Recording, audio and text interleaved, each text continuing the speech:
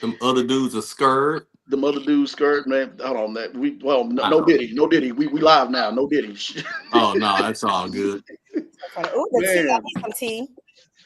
Oh, it's so ladies and good. gentlemen, I had a cup of tea. Mm-hmm. we are officially live here on Joffrey's VIP room in the Just Acting Up show. I'm your host, your moderator, your boy Joffrey in the building. You already know. H-Town holding it down. Oh, like I said, H-Town holding it down. Okay, I can't get it out. Anyways, let's go ahead and talk to this amazing panel that I have. Very, very talented cast. Have I worked with all of y'all before in something? I think I have. Shantae, I have not worked with you yet, Shantae. I don't think so. I have not.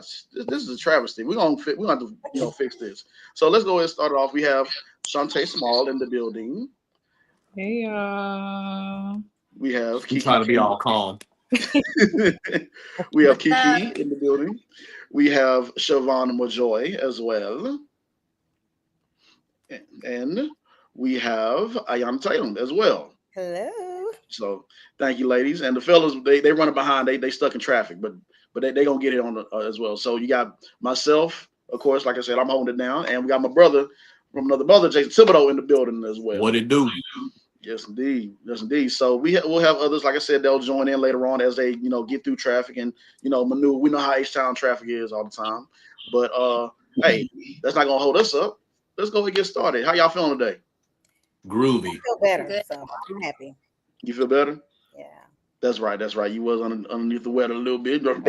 That's all right. It's all good. Mm-hmm. So y'all already know we're gonna cut up. We're gonna have a good time, and we're gonna talk about what goes on in the industry, the acting industry, from independent scene to the professional, all that and then some, and what we are also manifesting going forward in 2025. So Ayana didn't ducked off real quick. She'll be ready when you come back. But so let's go ahead. Let's get started. Icebreaker question. Jason Thibodeau. Oh Lord, you would start with me. All right, come on. What's up? This icebreaker is for everybody, so it's gonna be all right. Jason Thibodeau, finish the sentence for me. I act because It's therapy. I use it as therapy. It gives me an opportunity to get outside of myself and express myself come on without usually without getting in trouble. Okay, love it. Kiki, Yeah. how about yourself? I act because I love it, and I'm good at it. Talk your stuff, girl. That's what I'm talking about. Talk your stuff. No, Okay. I act because I'm passionate about it. I love acting. I love watching other actors. I love being on set. I just like performing. I'm a drama queen. Okay. That's what I'm talking about. Talk your ears, queen. Shantae. I act because I am also very, very passionate about the craft. But not only that, I love to tell stories, and it's really cool to get into the mind of somebody else that's not you at all, because everybody thinks that what they think in their mind makes sense. So it's really cool to get into the mind of someone else and to just show women and girls that look like me, that come from places like me, that you can also do this if this is something you desire. Love it. Siobhan Majoy.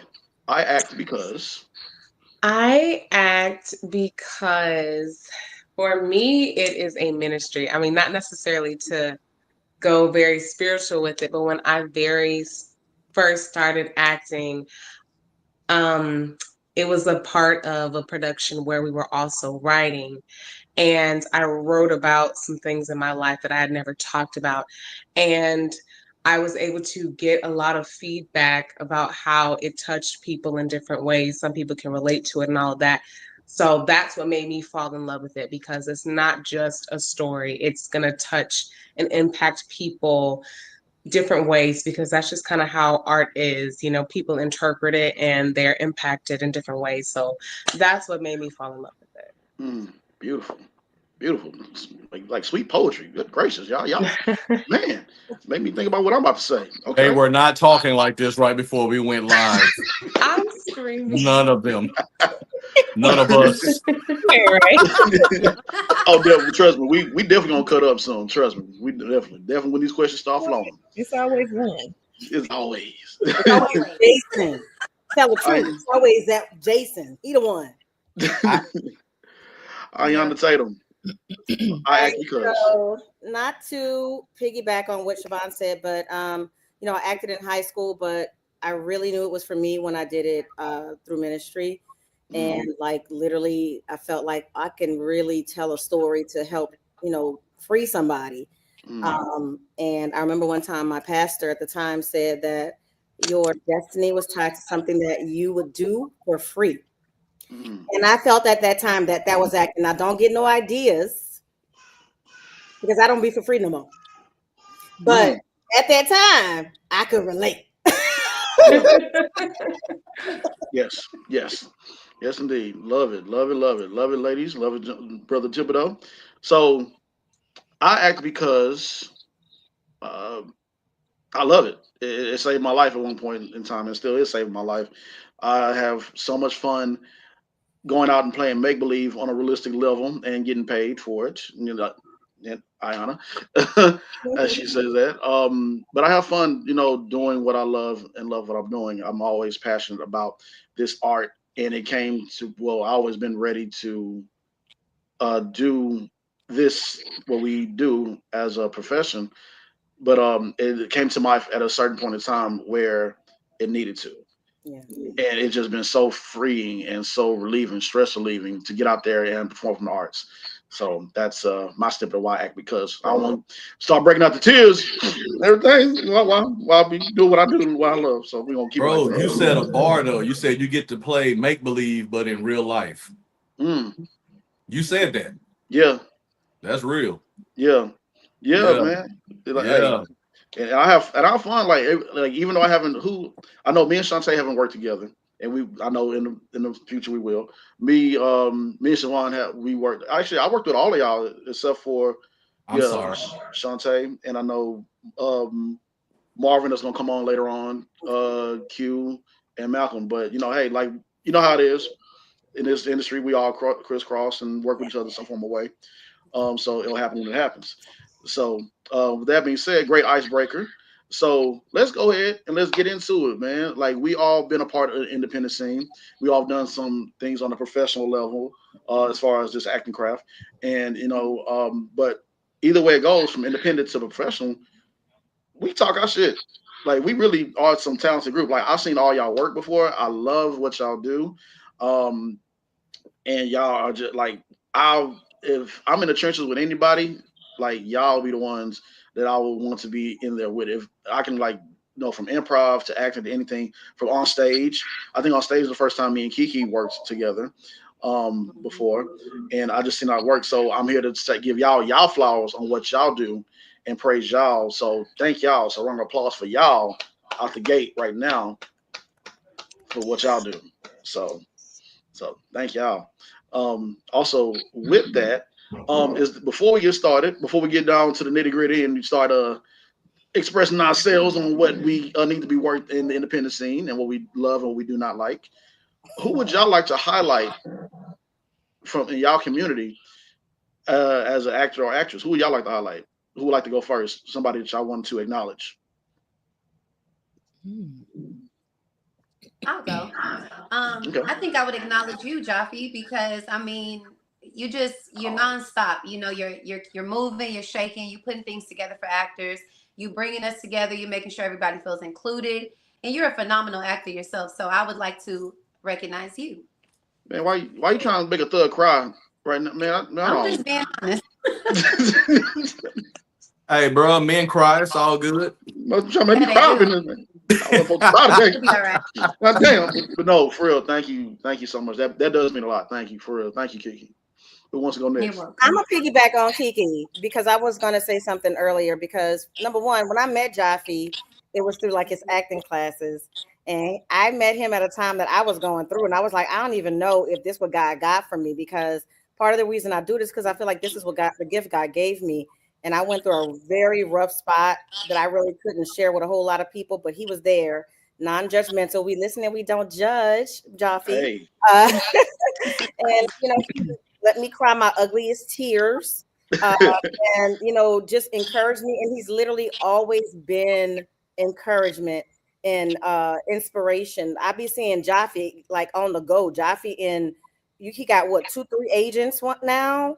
Like he's moving, and he's inspired me. Like no Diddy, he inspired me, and that's your flowers.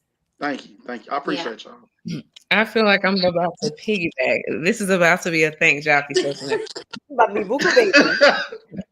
No, but honestly, I would have to agree with everybody else just because, again, we all see how hard you're working, just like the rest of us. But I just appreciate the opportunities that you are trying to put together to just build a community amongst us actors and give us a platform to share the things that just share who we are as a brand. And not only that, I know for myself personally, I always appreciate when you just reach out and say, hey, I saw this project, or hey, you want to be a part of this. And it's just really nice that some people are seeing you, you know. So again, I appreciate all that you're doing for Houston, and you're doing it to where you try to include as many people as you can. Not only that, I have to shout out Ronson just because he's been a great mentor just for me personally, and my journey just as an actress myself. So Love it. So, Miss Siobhan. Oh man. Okay. Okay. So I was like, ew, don't pick me because there's so many people that I can highlight. You know what I mean? And you're like, oh, but I want to say something about this person. Because there's so many gems in Houston. Yeah. So like there's so many people that I would love to give their flowers to. So I guess for me, I will start with you and then I'll go to another person. So I also want to thank you for, you know, always thinking about others and your journey of rising yourself. This is a business where a lot of people have the mindset of selfishness and competition, but you don't move that way. So your genuine heart, you know, and always being thoughtful and inclusive is beautiful. You are so deserving of every blessing that is coming your way and that has already come. Much love to you. So, someone in the acting industry that I want to highlight is Denise Monet. I want to honor her because, you know, I knew Denise before she was directing, when she was just acting. And to just see her growth and her dedication, because I'm not gonna lie, not to be shady, but there are certain people, they've been in this business, whether it's acting, directing, or whatever, and you don't see any growth. But with her, from her first movie, it's like she continues to climb. I mean, I remember when she was determined to learn how to edit and color grade in her movies, and the quality, and how she, you know, cast different people in Houston and outside of Houston. So I want to give her her flowers because she is doing her thing. She is representing Black women in film very well. So, yeah. Nice. Love it. Brother Thibodeau, who you want to highlight, brother? Man, look here, man. We're gonna start off with you, bro. We're gonna give you your flowers and edify you because damn it, you deserve it. Man. And I don't remember when we first met. I want to say it was on some improv stuff, or I forget the project. I don't know if it was the VH1 movie or what, but I mean, we just zinged, bro. You know what I'm saying? It was a vibe, and you know, we just linked up and did some things, you know what I'm saying? Some good acting stuff, you know, and just clowned. I mean, they gave us an opportunity to cut up, and boy, did we, you know what I mean? Yeah. But I want to piggyback on what the ladies are saying, man. I've definitely seen your growth. I love it. Like I said, I love also how you try to include everybody. You know, I've noticed that, and this is in corporate America as well as it is in the acting community and everything else. You got people who have their cliques and stuff, right? That they kind of, you know, deal with and everything. And that's cool to some extent. But I noticed how much you reach out to everybody, even when you were shooting your trailer for the movie that you're working on. You know what I mean? You had a whole bunch of people that were there that were phenomenal actors and actresses. You know what I mean? And I mean, you had some of your who's who of Houston, and you had some that are lesser known, but are still phenomenal, right? You know, they're still great in their own circles. I agree with Siobhan. Denise is definitely doing her thing. Jaleesa is doing her thing. Justin Milton is doing his thing. I mean, of course, you got Malcolm Jacoby and that whole clique over there. But I also wanted to highlight a few people that really helped me out over the years. And a lot of times they don't get their flowers. They're a little bit more behind the scenes. And that's like Felicia Williams. She definitely has helped me out a whole bunch. She's actually guided me and kept me away from some, people that I probably did not need to work with. You know what I'm saying? So most of my experiences have been pleasant. Tiffany Joseph, she's doing her thing with the Houston Hollywood stuff. I've worked with her several times. I mean, there's a lot of people, that are really doing their thing, especially nowadays. I don't want to try to name everybody. So, if I didn't say your name, that doesn't mean I ain't cutting for you. You know what I mean? But yeah, man, I mean, keep doing your thing. Like I said, people are the industry is growing here. You know what I mean? And we all need each other. Absolutely. But definitely keep doing what you're doing, man. Like I said, I love it. Man, I appreciate that, man. Why y'all really trying to make me cry for real? Like, hey, bro, I'm just edifying you, man. You know what I'm saying? Like, honestly, no. Hey, man, let's just keep it real. If you're not uplifting other people, then other people probably are not uplifting you. So if you one of those people that's going around hating and stuff, and you're trying to limit what other people are doing and what they're getting, then you're the problem. You know what I mean? And I mean, we all got our personal feelings because we're all human, right? Sometimes we feel like we may have should have gotten a certain role and everything else. But I mean, if you really look at most of these movies that have been coming out of Houston, man, these people are knocking it out. So you know what? Whether you feel like that should have been you or not, give them people their flowers, man. You know what I'm saying? So that's what we doing. Amen. That's what I'm on. Amen. Amen again, man. Appreciate y'all. Sure. Before I go to the comments real quick, I just want to say thank each and every last one of y'all for real. That really does mean a lot because that's sometimes like we human and like you said we human and we put in all of our everything into this art like blood, sweat, and tears, traveling expenses. So much goes into this art, and we haven't really even cracked the surface. And like some people will, and I'll get to this other question. Some people look at it as like, oh yeah, you acting, you having fun and everything. Yeah, we having fun, but it's a lot that goes into it. Oh yeah, what we do, and like just because we having fun, don't mean we not, we don't not going through it. Like we go through it. Like for the past few years, the things that you see coming out on my ground mode, and for y'all as well. I know y'all can attest to this. It's been lifing. Like life be lifing, and I know we all can talk about that. So I give my flowers to y'all. And the people of the city of Houston. Yeah, there is always room for improvement, and we definitely will get into that very soon. But we got to highlight each other. We got to congratulate each other on the hard work that we do. So thank y'all. So we give my flowers to y'all, this panel. So yeah. So let's go to the comments real quick. We got my boy Trey True up in there, man. Trey is a very talented individual, man. If you don't know who Trey is, man, trust me, y'all need to check out this brother. When I say you win an Emmy for your music and for your acting, bro, come on. I gotta applaud you, bro, on that. And so he was also giving flowers out to all of us, saying, "What an amazing panel of excellence." Kiki, love her. Hey, Shantae. Hey, everybody. Giving the flowers out to everybody on the panel. And he said, "Yeah, we named some Houston legends, and he's telling us to continue to be great." So, Trey, appreciate it, bro. Wakanda forever. Thank you, Trey. All that. Appreciate it.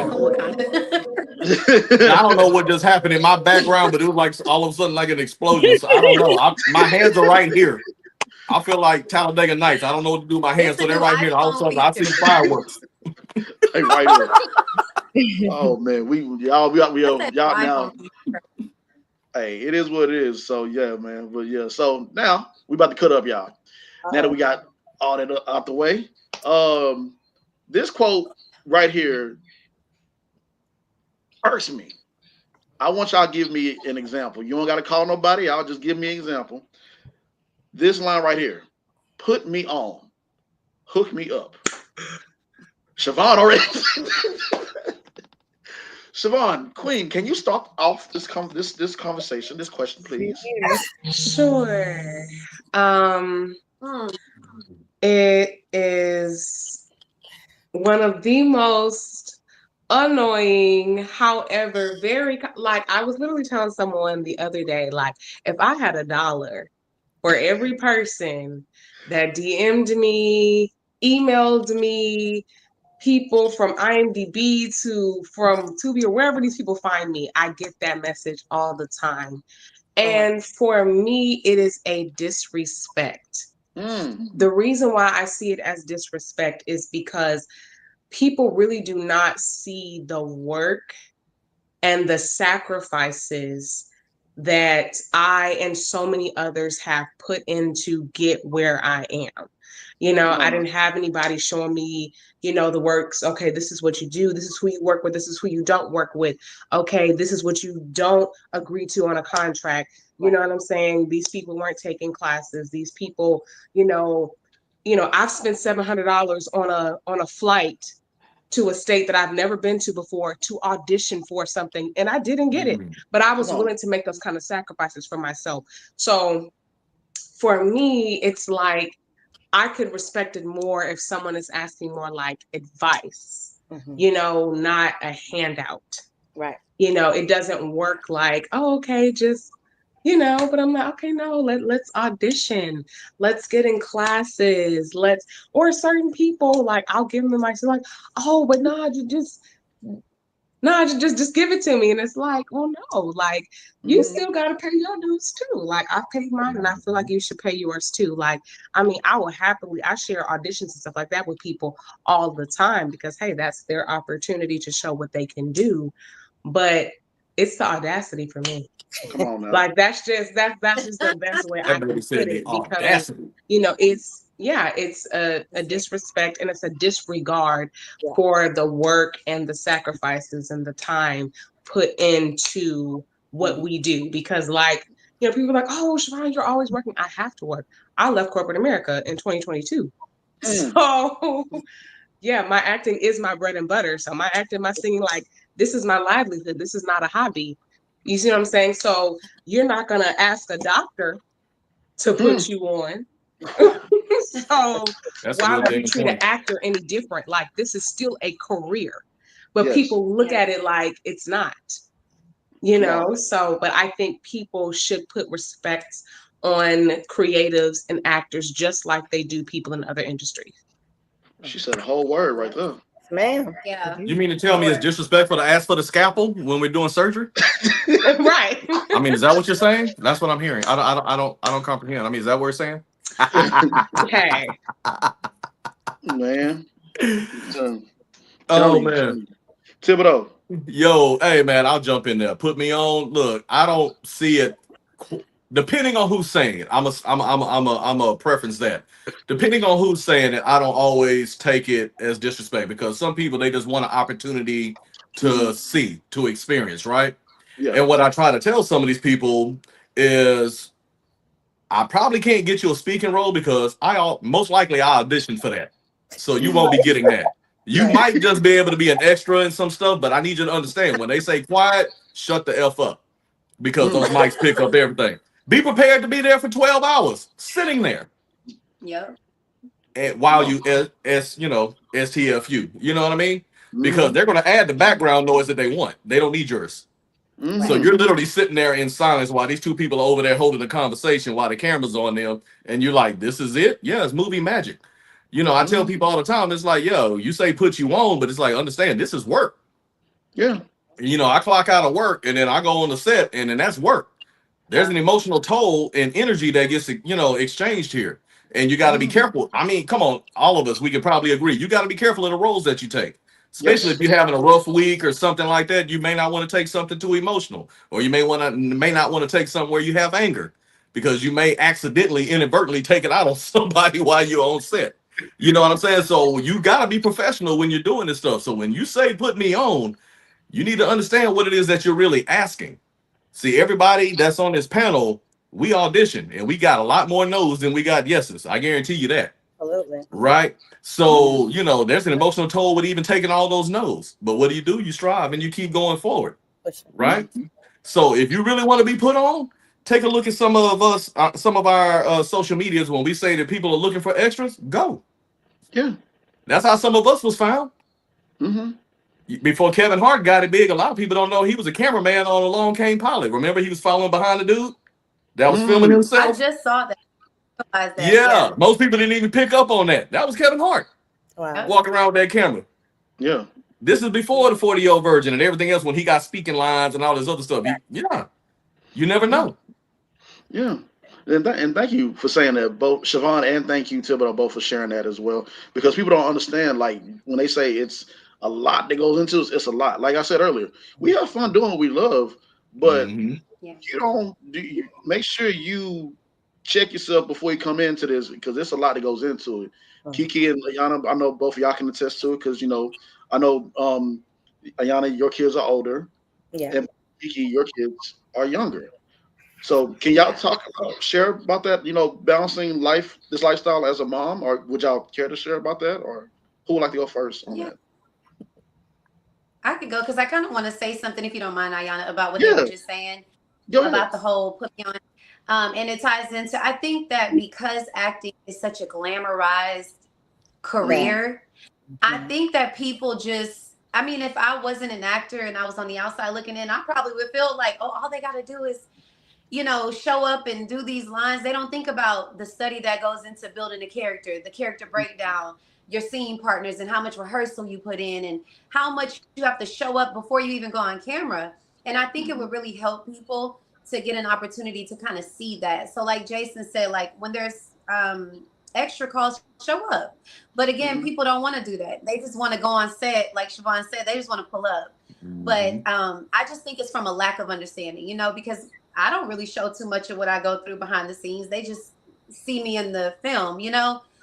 So I don't really take it negatively, but I get what she's saying for sure, Siobhan and Jason. But on the tip of like having the small children, I think that that's where your passion taps in. It goes from like, this is something I want to do to like, you're making adjustments in your day to day life. And only by the grace of God, I'm not kidding. Because sometimes I tell people and they're like, I don't even have time to cook dinner. How are you going to this and that? But I feel like when you're Hmm. called to do something, God always make a way. So it's like I never miss a beat. Like I've had family fly in from Florida to stay, even with Dirty 30, that movie I did. My aunt flew in from Florida to stay with my kids and take care of them and make sure they got what they needed. But it's just because everybody in my family understands that this is my passion, so everybody kind of supports me. So the support for me is a huge thing. Like I couldn't do it without my family, even my friends. I really don't know how I would do it, and with God, of course. But yeah, it's tough, but it's worth it. Amen. Hmm. Amen. Amen. I wish I could like really comment on that because my kids are older. Hmm. Um, I did get my first opportunity on a set as an extra on the Ray movie. And when you are an extra for a SAG film, you're in holding, Hmm. Hmm. holding Yeah. for a long period of time. And yes, I needed support. So, my mom, she's not here with us, but she supported me with that. But I really didn't see a whole lot of opportunities in New Orleans at the time. So, fast forward to now, my kids are grown, and my daughter is now an actress as well. So, hopefully they've at least picked up on perseverance and pushing towards your dreams, if nothing else. So Mm. Amen. Amen Hey, again. you mind me chiming in just a sec?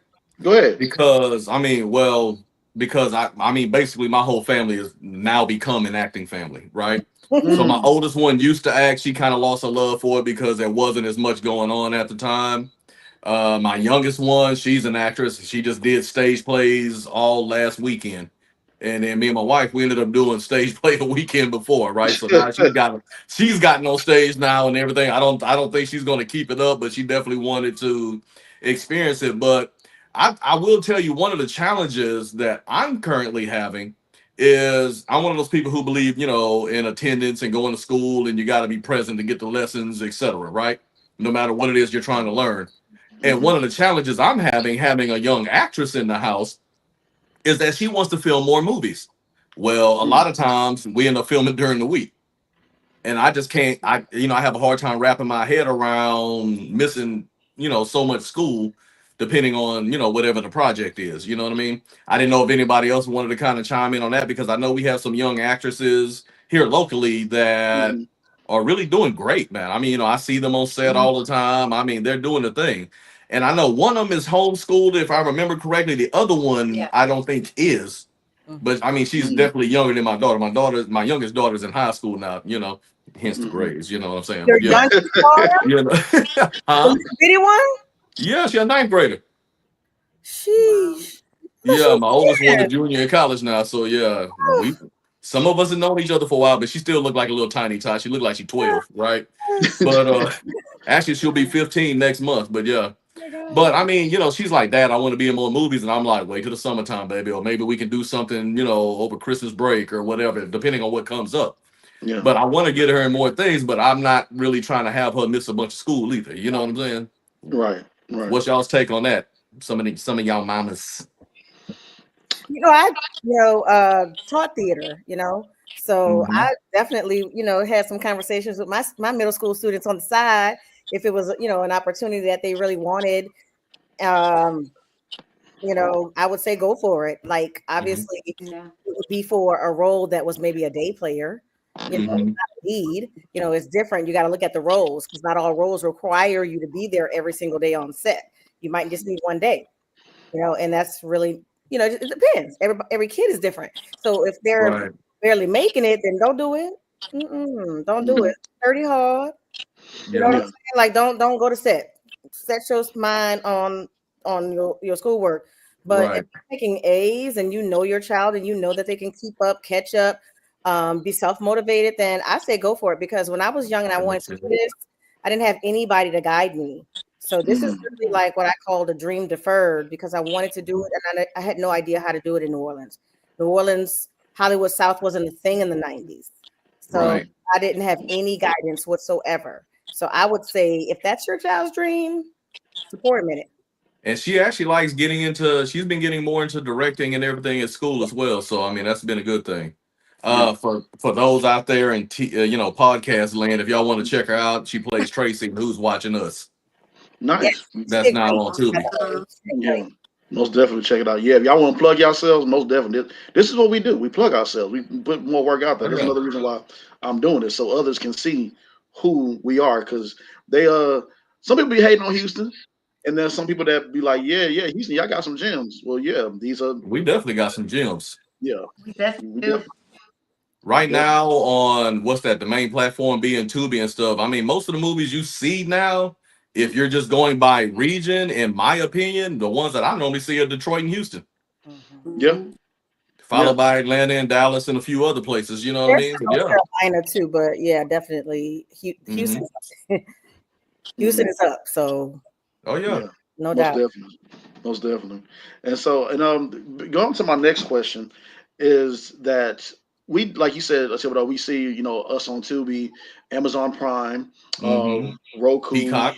Yep. Peacock, yeah. So we slowly getting there and getting there and breaking and start to break that glass ceiling. Yeah. But one question comes to mind is that we know that some directors get into these contracts and they Hmm. have to create what they have to create.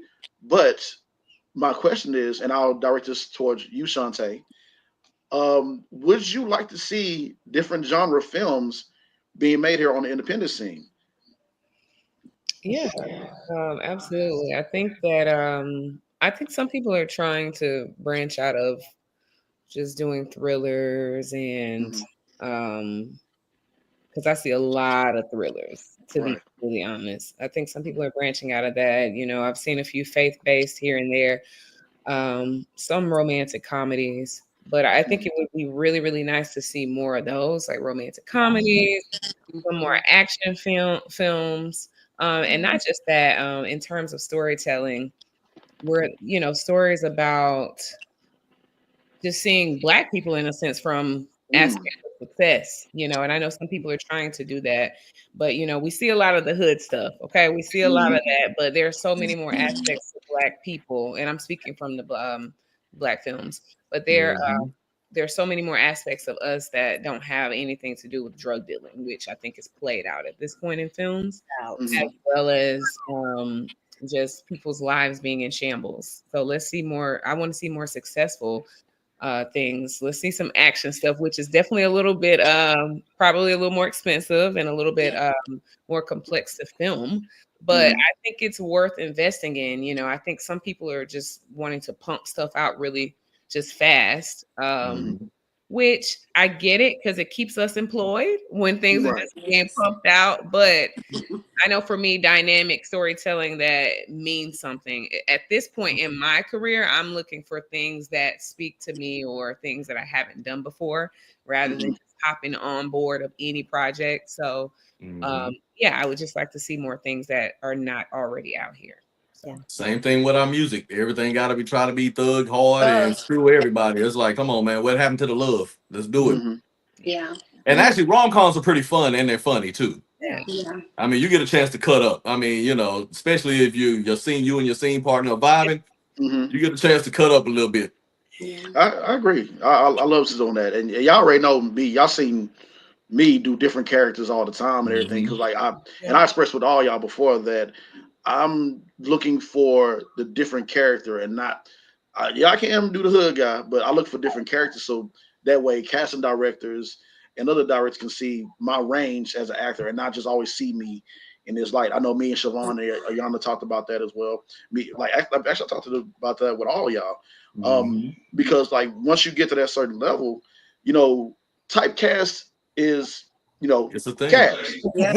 But like you said, Thibodeau is real. And so I just feel that we should always try to search for different genres to show, to, you know, challenge ourselves as that actor, because, you know, you just never know what you'll find when you go through that character to bring a different element out of yourself. You know, Kiki, do you agree with that as well too? Like finding different genres and different characters? Yeah, absolutely. I think that's one of the main reasons for me. I'm a theater girl. I started in the theater. I love the theater. Lately, I have been doing a lot more theater. And I think it's just because there's always a different role. Like I have not played the same role yet this year. And I've done like 4 or 5 theater shows. And it, to me, it's like, it's so important also because it shows you, you know, your strengths or what areas you might need to work on. It just gives you, like, to me, the stage is like a playground. The scripts are just never ending. Like you can have a script about a family where, you know, something's going on with the mom or the daughter or just crazy stuff, you know, just all over. And I think that's one thing I love about the stage. And I would like to see that translated onto film. There's, you know, there's no reason it can't be done.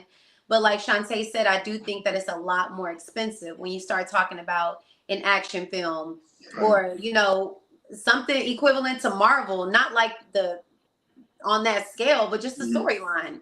You know, something, just something different. I totally agree. It just, and I also think when people see us, like Shantae said, I would like people to look at us and see us in a different light. You know, let us be attorneys and let us not be cheating on our wives and let us not be, you know, killing somebody because, you know, it's just, it's cool, you know, if you get a good one. But I do think that we could use a lot more versatility. Absolutely. And we got some great writers. It's like, all they got to do is write it. And you got the actors. We're going to show up and we're going to show out. So, yeah, I agree. Yeah. And I'm going to just jump in there and say, to me, that what Kiki said, that's for all of independent industry. That is not just Houston, because when I look on Tubi, it's everything's hood. Yeah. So it's not just for Houston. That's all of it. Yeah. And then of course with the algorithms and stuff, once you start watching certain types of movies, it keeps feeding those types of movies to you. Yeah. You know what I mean? Like everybody thinks that Tubi is just kind of an urban thing. It's like, no, they got a bunch of other movies on there too. You just don't see them. You got to go, you know, look for them and stuff. But I've noticed whenever I get into looking at trying to look at more thrillers, I start seeing more thrillers. When I look at more hood flicks, I start seeing more hood flicks. If I start looking at the major TMA, you know, the TMA stuff, you know what I'm saying? TVMA, all of a sudden that starts popping up. Everybody got their buns out, you know what I'm saying? So, you know, that algorithm plays into it as well. So what I challenge everybody who's watching this is to seek out other types of films. Don't just take what's fed to you all the time. If you take what's fed to you all the time, what do they say when you're working on your diet? Too much of a, you know, you're not supposed to eat too much of anything, right? You're supposed to kind of, you know, eat small portions, be very, you know, moderate portions of everything. Same thing in your life, Yeah. man. One thing that I can say from having conversations with different directors and producers, the reason why we have so many thrillers and hood films is because that's the moneymaker.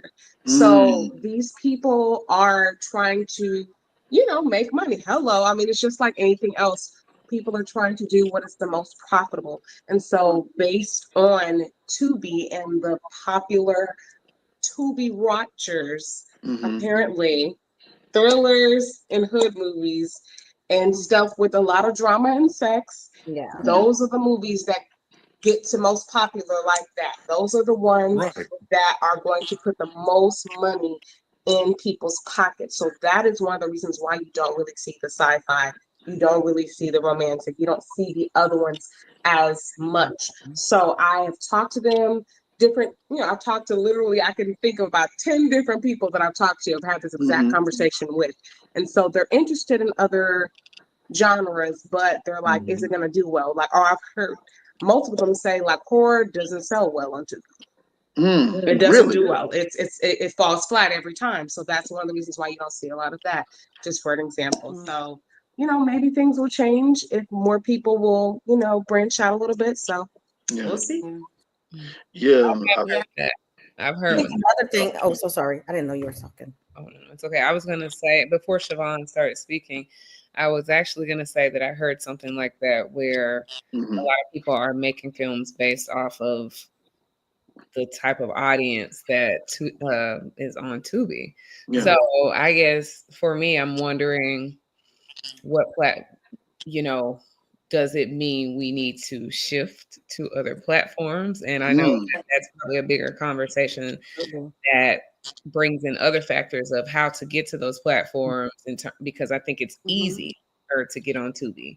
Mhm. But if we want to Yep. start tapping into doing some more passion projects that are not thrillers and these other projects, then what steps do we need to take so that we can get to those other platforms so that we can fulfill ourselves as writers, producers? mm-hmm, And I don't not only that, I also will say not just for Houston, but I'm sure other markets, especially the smaller markets, mm-hmm. of us that even have ideas, maybe we need to find that courage to start writing projects that we want to start seeing because Yep.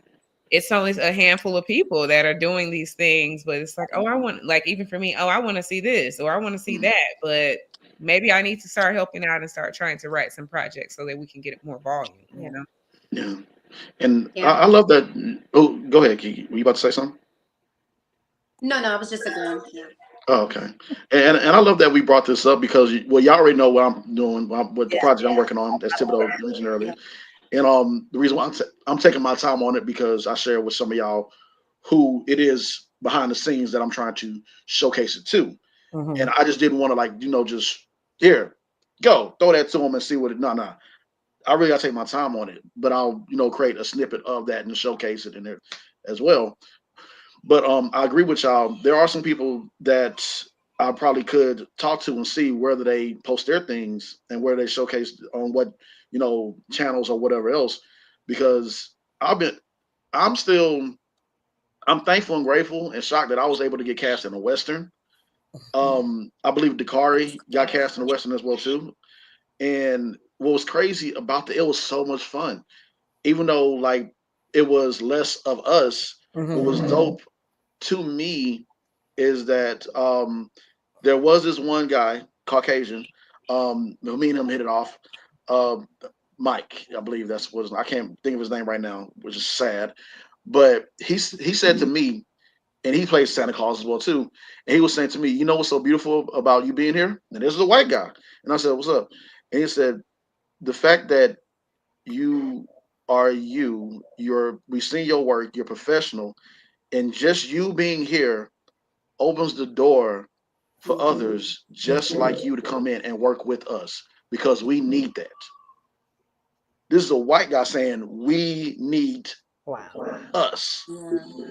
That's awesome. It's good. And that was so it was so dope and so beautiful. And that was the most fun I had on set. And for me to go on that set and for them to tell me, they're like, James, have you seen yourself? I'm like, no, I've seen myself on. And then they showed me a snippet of it before they, take it, color grade and everything else. This thing wasn't even color graded yet. And they were like, James, your acting, not trying to brag about myself, but and this lady was telling me, your acting is just beautiful. It's remarkable. They need us. And this will also leads to people here on the independent scene. I know they're like, I'm trying to make my money. I'm trying to get out there. But it's going to take somebody, not just me, but others that we have met and others that are on this independent scene to show, hey, I made this Western. I made this zombie movie. I made this sci-fi film. I made this rom-com. I made these other genre films that I want us and some more diversity into this film to showcase how talented we are and what we can do. So with that being said, with me saying that, as we welcome in, who is this coming in here? I'm about to say, who got the baby? I'm hearing a baby. Oh, that's my nephew in the back. That's my Oh, nephew. okay. That's what's up. I like my nephew in the background probably entertaining my little girl right now. So yeah. There you go. Awesome. But I just popped in, but I'm on set, y'all. oh, So I what's can't. up, Q? I'm gonna keep my mic Hey, muted. Q. What's Q, what happening, it y'all? do? How y'all doing? Doing Doing good. good. Doing good. But I'm good.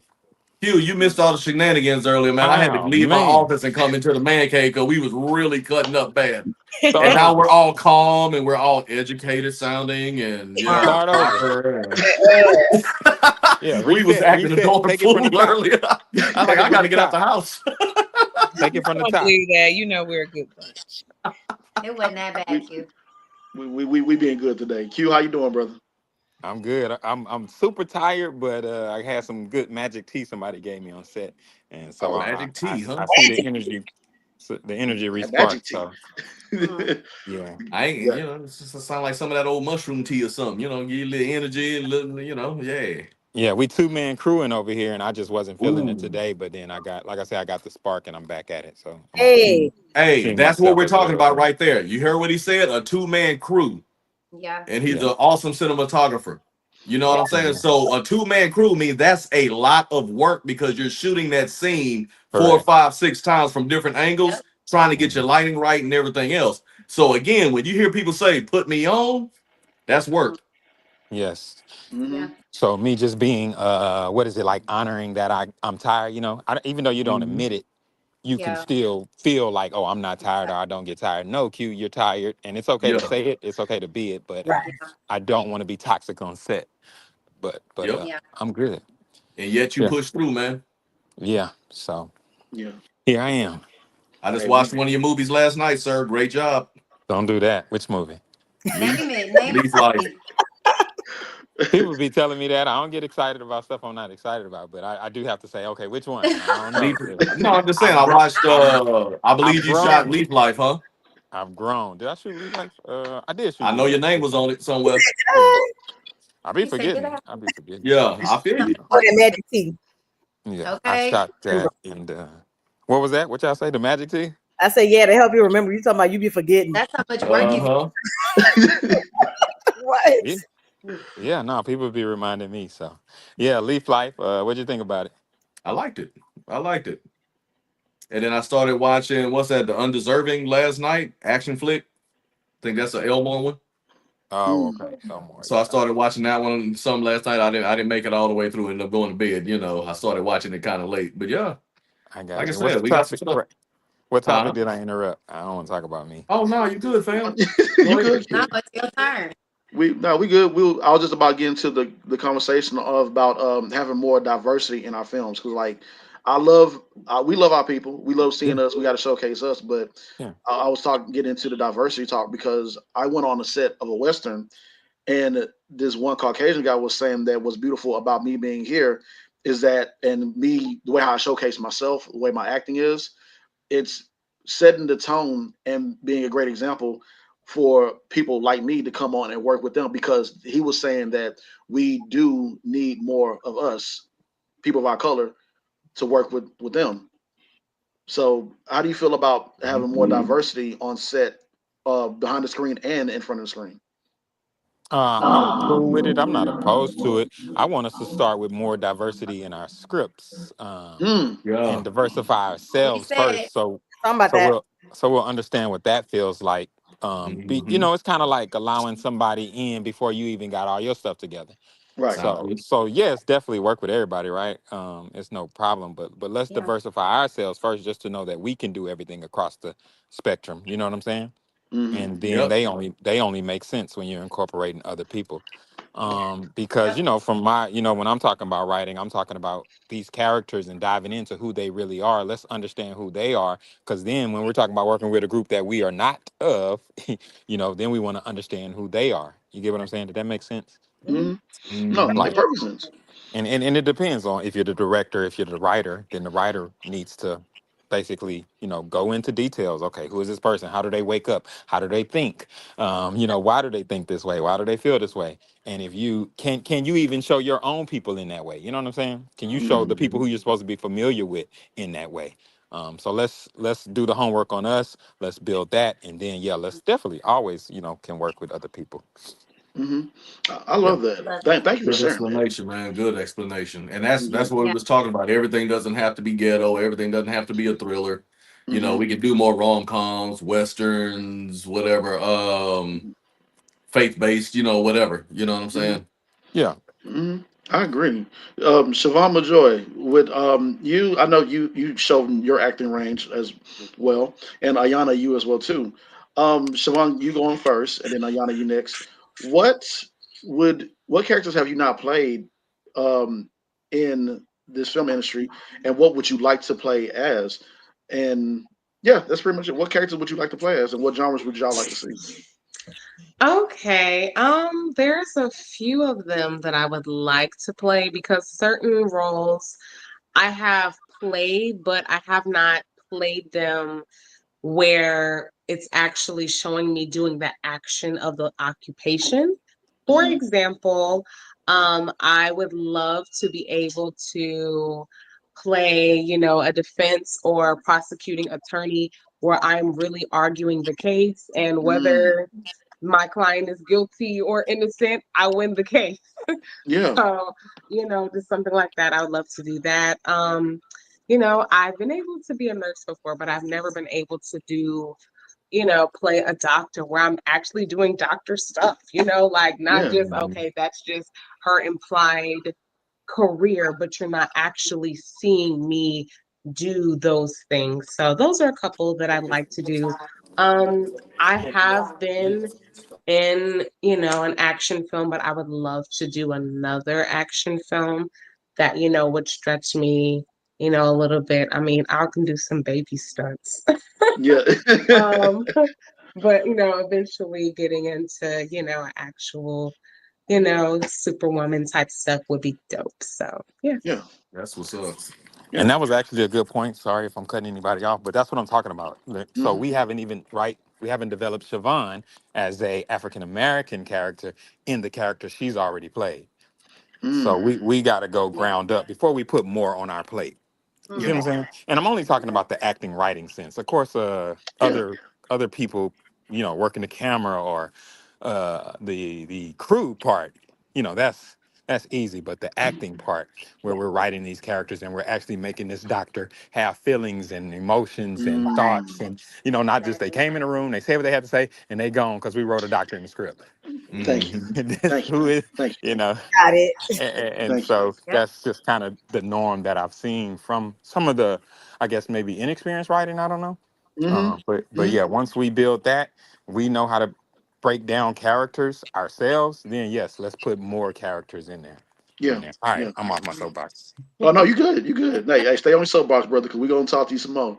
Ayana, share with us, like, piggyback off of, or share your own Yeah. take on that with what Siobhan said. Would you like to see more scenes, and more characters thought out and developed through the scenes, and actually get in there and get your hands dirty? Absolutely. And yeah, Absolutely. how would you feel? Um, like right now, like what Siobhan is saying, like we're not getting to see more in-depth story building. Yeah. You can't build a character if the story isn't there. Yeah. If the character is only to just come in and say, oh, you're in room such and such, and that's it, then the story's not there So how can the character be more in depth and defined? You know what I'm saying? So it's writing. That's writing. But to answer your question, there's a couple of roles I would like to play. I really want to play like multiple personalities. Like I want to go into like different like levels of psychosis. I want to do all of that. Like I am like I don't necessarily have a title for that. I just want to do it. I also want to like be one of those goody two shoes that is like the girl next door, the mom next door, who the hell ever, the teacher, but also a killer. But you would never know. Yeah. She got a reason. She got a reason, but you won't know until the end. I think I'd love to be a judge and like fuss at people. You know what I'm saying? And to be taller than people. And there was one more I couldn't think of. Be quiet, Jason. I'm not even muted. I didn't even say anything. I'm just saying I'm enjoying it. You're looking Indian right now. You're real red. I don't even remember the other one because Jason made me forget. I'm sorry.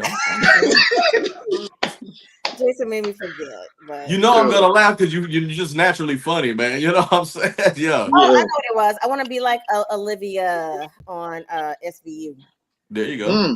Detective or somebody with hair. Come on now. Oh, I thought you were talking about Olivia Pope. Yeah, that's what I thought at first too. But yeah, I feel that SVU thing. Yeah, I can see you doing that.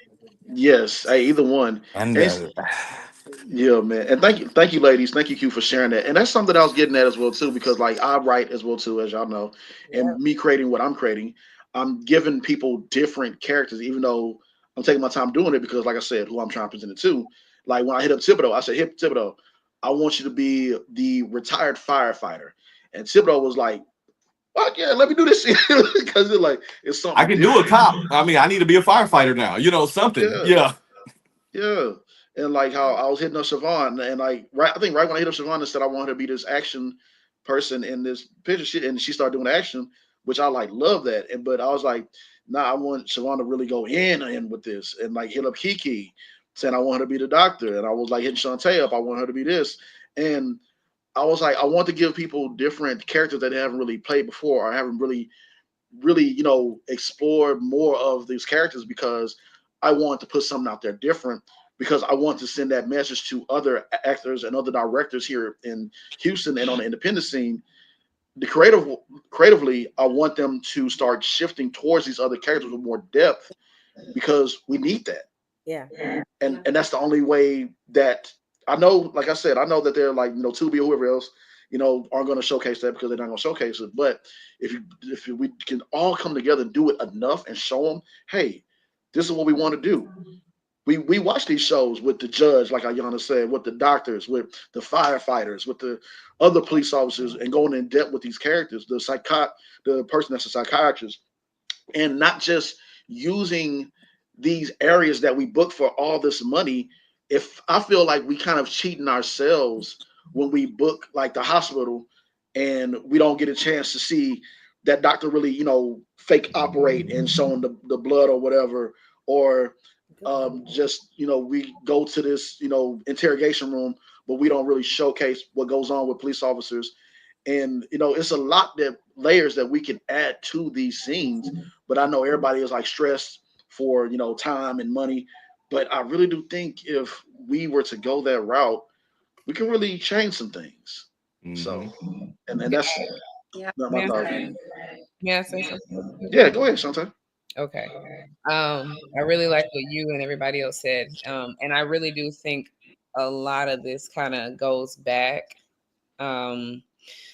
to, and maybe this is part of the reason why we're not also getting these types of characters and stories is people understanding the experiences of these types of characters. It's kind of hard to write about a soldier or a judge or a doctor when you don't really understand it. And that's where I think this is where I feel like people need to slow down on trying to pump stuff out. Yes. Actually go research, because you can tell these kind of stories, but it takes a lot more time than what I think some people are willing to do. And everybody has their different reasonings for why they decide to put out the quantity they put out, whether it's I just want to keep my face in front of people, or if it's, oh, I just have a whole bunch of things I've written in the past and I want to get it out there. But in order to tell these types of stories and to have these types of complex characters, we need to go and sit down and talk to these kinds of people, or we need to pull them to our writers' room so that they can help us to write something that's real and true to these characters.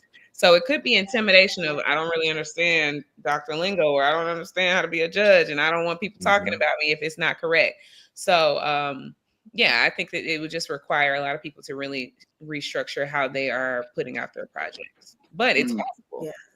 But to piggyback on that real quick, you was talking about these different genres, but it also comes with getting to know your actors. Yes. So yes, I can play violent roles. I can play this, I can play that. But if you really get to know me, you get to know that I grew up, my mom working in the criminal court system. So I grew up around judges and lawyers. I grew up around the prison system, but on the right side of it. You know what I'm saying? I grew up with bailiffs and cops, and so people was like, "How you play a cop so well?" I grew up around a bunch of them. I mean, I've gotten in trouble a few times too, but I grew up around a bunch of them. But get to know some of these actors and actually get to know their backstory, and then they can help you develop, these characters. And probably just cast them in it.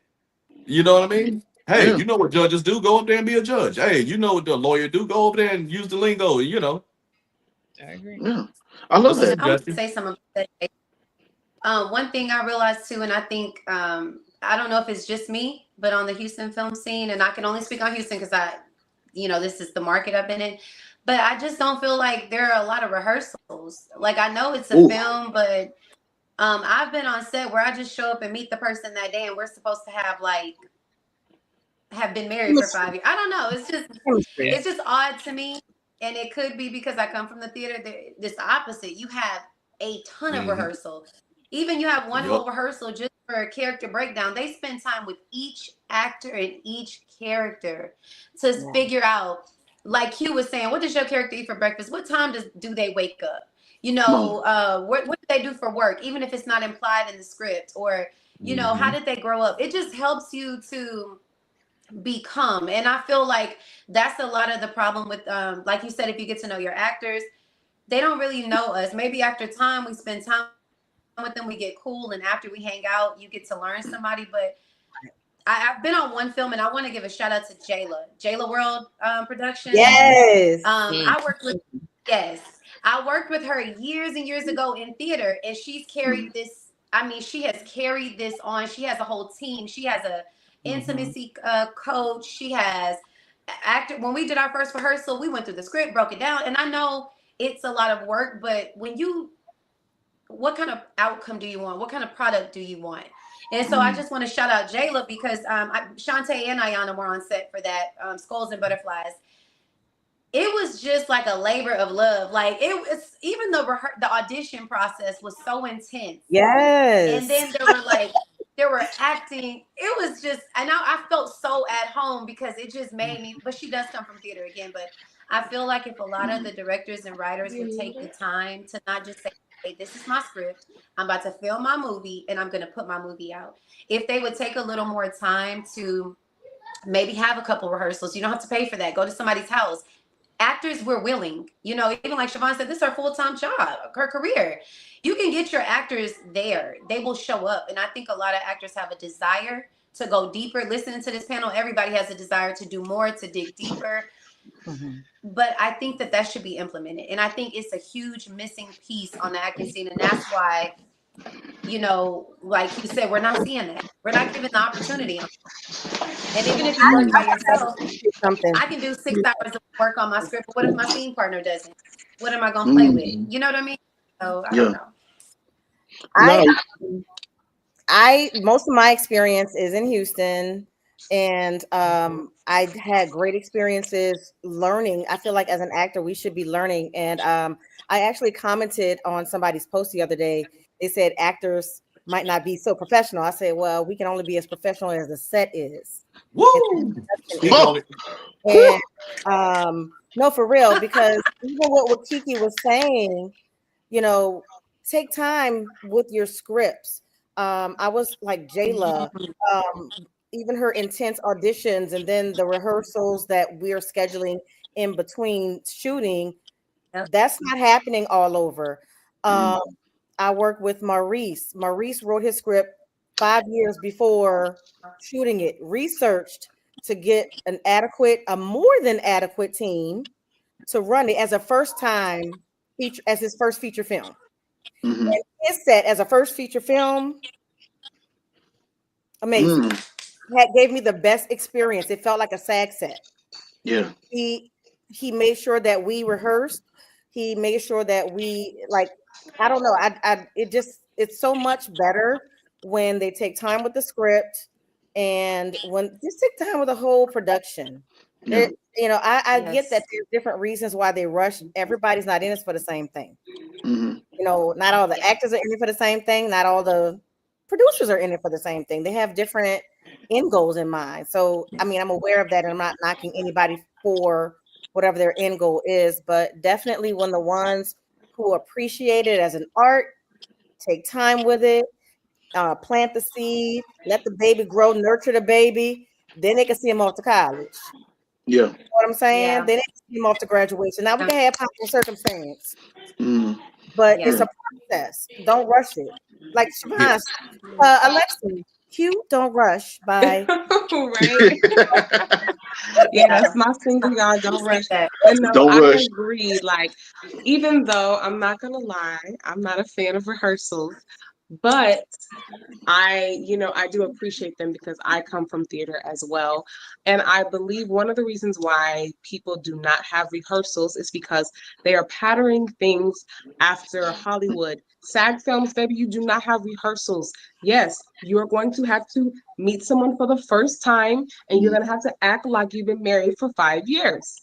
Mhm. Yes, you are going to have to act like you're in love. So, baby, once you get on set, baby, hey, baby, how you doing? What's your name? You know what I'm saying? You Mhm. get to know those people, take those moments and do your own personal homework because Mhm. on the bigger sets, you're not going to have that opportunity to rehearse. So when you do have that opportunity, of course, enjoy that. That is amazing. But it just doesn't always work that way with time because time is money. And like I said, baby, when you working with, Tyler Yeah. Perry or, even, other races and, big sets, you're not going to have that opportunity. So that's why your own personal homework. And it's a Mhm. skill of Mhm. learning how to build chemistry like that with somebody that you literally just met. And so just maximizing the time that you do have, okay, they setting up lining. Okay, let's go through these lines, let's just Mhm. have a conversation. Oh, hey, you got kids? Oh, well, my daughter has 4 legs, just having a little basic conversation with somebody, you know, Yeah. it kind of just builds that camaraderie and all of that. So yes, because unfortunately, we don't Yeah. always have that luxury. Yeah. And I want to just touch on that. I know what you mean by the SAG. So what I'm saying is like when you're in the indie scene, I think SAG is always different. But if you have like a recurring role or you're doing a feature film, I feel like Mhm. you might get those opportunities. But if you're just going on a SAG to do a day player or you're just showing up to do one scene, you Mhm. might not get that. But speaking on the indie scene where there is opportunity for growth and I think is needed, I just think that it might be a benefit. And I know some people don't. I'm laughing because I know so many people that are like rehearsal. Like, no. But Yeah. those are people But that do their work on their own. You know what I mean? I'm mhm. Right, sure you don't just, I know you don't just show up. I know that, right. right? It's like me. If I don't get rehearsal, baby, I'm coming guns a-blazing. I'm still going to perform. We're going to do what we got to do. But that's us. And Yeah, I think that unfortunately everybody is not that way. We can click it on, you're click it right. off, but that's experience, Mhm. Yeah. So I think that with the whole cast, because have you ever seen an indie film and you're like, she's a good actor and he's a great actor, but Yeah. the rest of them, They're not I don't giving. know what happened. Yeah, they Yeah, just they're saying not giving. lines. It might not be bad acting. It just might be that when you have such great actors, that's gonna always showcase the weak links. You know what I mean? Mhm. And you Mm, know how it was such to do a film and be great, but people be like, but them actors were like, I'm just saying as a whole, and if you have Mhm. yeah, the opportunity, I feel like everybody's not that experienced. You know what I mean? Yeah. But I definitely yeah. get what you're saying. There are those times where you got to show Mhm. up and show out. Just be ready. Yeah. Stay ready. I I agree. I go ahead, Thibodeau. No, I was saying I was gonna kick some people in the ding ding with this one, but no, Go I ahead. agree 100% with what it is that you said, and I think part of the reason why you're seeing what you're seeing, like you said, it's not necessarily that they're bad actors. They just don't have that vibe, or they don't have that rhythm, or they don't have whatever. And what I was gonna say is, ladies, gents, Mm-hmm. not everybody's flirting with you on set. Mm-hmm. Some Mm-hmm. of us actually are trying to figure out what triggers you, what moves you, what gets you to a particular emotion, or to try to figure you out in some form of fashion. Mm-hmm. Like, I would imagine being around Q several times and him being into music and stuff, and probably you too, Siobhan, that y'all are probably the same way. I like to have conversations and I like to get real random because I like to hear how you talk. I like to hear the rhythm in the way that you speak. I like to hear how you talk because when I have to deliver a line right after yours, I don't want that pregnant pause, as they say in our industry, right? I want Right. to be able to come right in if I'm supposed to, or whatever the case may be. And sometimes hey, sometimes these people are being friendly with each other. If you got to play my wife, why would I not try to get to know you? Why would I not try to be friendly if we got to go be hugged up under each other? The first time that we actually have this conversation doesn't need to be when they say action. So when you show up early, for call time and everything, talk to the people you're in the scene with if you don't get a chance to rehearse. Mm-hmm. Get to know them. You might Yeah. find out that y'all got one hell of a vibe. Then again, you may find out y'all can't stand each other and y'all gonna have to figure that out. You know what I'm Mm-hmm. saying? But no, We. I've had some people that say, "Oh, you always flirting on set." I was like, "I've never gotten in your inbox as soon as we left." Mm. So if I was flirting, would I not try to ask you to go somewhere and go do something? No. I sit there and was friendly and we got to know each other. We did a movie and you went about your business and so did I. Mm-hmm. Let, And I've had other people I've had to tell in the past to get out of my DMs. You know what I'm saying? Hey man, this was work, dude. You know what I'm saying? This ain't going nowhere. I can say Lucky right you. now. Hey baby, man, where you going? Home. home. That's where I'm going, to the house. Man, we You we know what I'm got saying? So yeah, man, man. like I said, open up, especially if Yeah. you're gonna be in these scenes with each other, try to figure out how to maneuver these scenes. Just understand that, yeah, y'all might have a vibe, but everybody ain't flirting with you. Yeah. You know what I'm And, saying? But figure out a way to make it work, because if y'all haven't figured out a way to make it work, and the first time y'all try is when they say action, you're probably gonna get what Kiki talking about. You got people delivering lines, they're trying, mhm. but that rhythm and that vibe ain't there. You know what I'm saying? Yeah. Absolutely, man. Thibodeau, you got Malcolm coming in the middle of the conversation, and Malcolm over Malcolm, here like, wait a minute, man. Mr. The Season himself. Hey, Malcolm, you on mute? Oh, now Oh, he don't my want to bad. talk. Oh, there Hey, you There you go. go. everybody, Yeah, how you are on mute, y'all? brother. Man, what's up, Malcolm? Nothing much, just chilling, living life.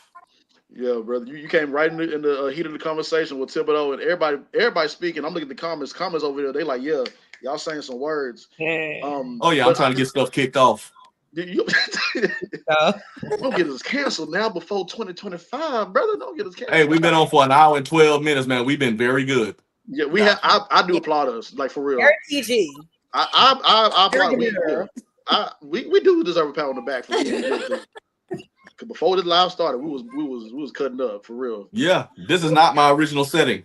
Here you go. You look. I had to get out the house. We was cutting up, and I was like, nope. We was loud and everything. The people want to see us cut up, man. Oh They man, do. but Kiki, all y'all, I agree with all y'all really on both sides, because I feel that like you said, there's some times where I look at it and I'm like, he or she not giving, and I'm like, I go Mhm. through them like how long they've been acting before and everything, and just try to see. Or sometimes you can't always blame everything on the actors. Sometimes you can't always blame on the director, or can we? Mhm. Because we're all of us are seasoned, pun intended to Mal. But all of us are well seasoned actors and actresses, to where we know and we can tell, and like the pacing, the tone of your voice, your body movement, the cadence of your voice, your placement of where you need to be at. We catch all of that. So, Malcolm, since you just come in, has there been moments where you don't got Malcolm and Q, before I tell y'all to start? Remind yourself this is live. You don't got to call nobody names out unless you want to. I'm But saying names. You already know Q about to let it fly, baby. hey, No, it's man, up to no. y'all if y'all No. want to. If you What's the want to. question? But have there been times when you are directing somebody and you like, I need you to come sit right here. Let's go over this and break this scene down so you can really give me what I need from that scene. Have there been moments from you or other actresses, or what do you think? What goes to your head during that time? Malcolm, right? Oh, you let me Malcolm, go first? yeah, you go first. No, go ahead, Malcolm. He did it um with me. Hell, there you go. So Hey, as an like like being a director and especially like being the writer of a project, the biggest thing is like having your words come true and come to life. And mm-hmm, so that's why rehearsals are so important, at least for me. Rehearsals need to happen because I want to make sure that the actor knows exactly like what I'm trying to say and what I'm trying to portray on the screen, but also too I want to make sure that the actor is able to at least be like comfortable with what they're saying. If they want to add like their little twist or whatever, which is very good because I'm the type of person that believes in like collaboration when it comes to like film. So I really want somebody to bring that character to life because I might have had like one perspective of how the character is, but this person probably has another perspective. So of course, whenever we bump like, join together, join heads, and we like of course are able to actually like think and really lay out the foundation for this character, I want them to know like, well, this is where this character come from, this is where the character is based on, and I want you to bring them to life. You can add your little twist. Try to stay on the lines. There's nothing mm-hmm, wrong with improvisation, but try to stay on those lines because I need the next person to be, trying to make sure that they follow along. So rehearsals are very important to me, and I say that it's just about like rehearsals and making sure that the actor is able to bring some type of realism to them. Because I read this book recently. It said that actors and directors have a certain like they have a sort of intimacy together. And in Mhm. order for that character to bring something to life, the director themselves have to be like in a sense intimate with the character in order mm, for that character to come to life for that actor. Very love that. true. Love that. I agree. I agree. Q, what about yourself? You want to piggyback off of what Malcolm said, or have there No, been because some?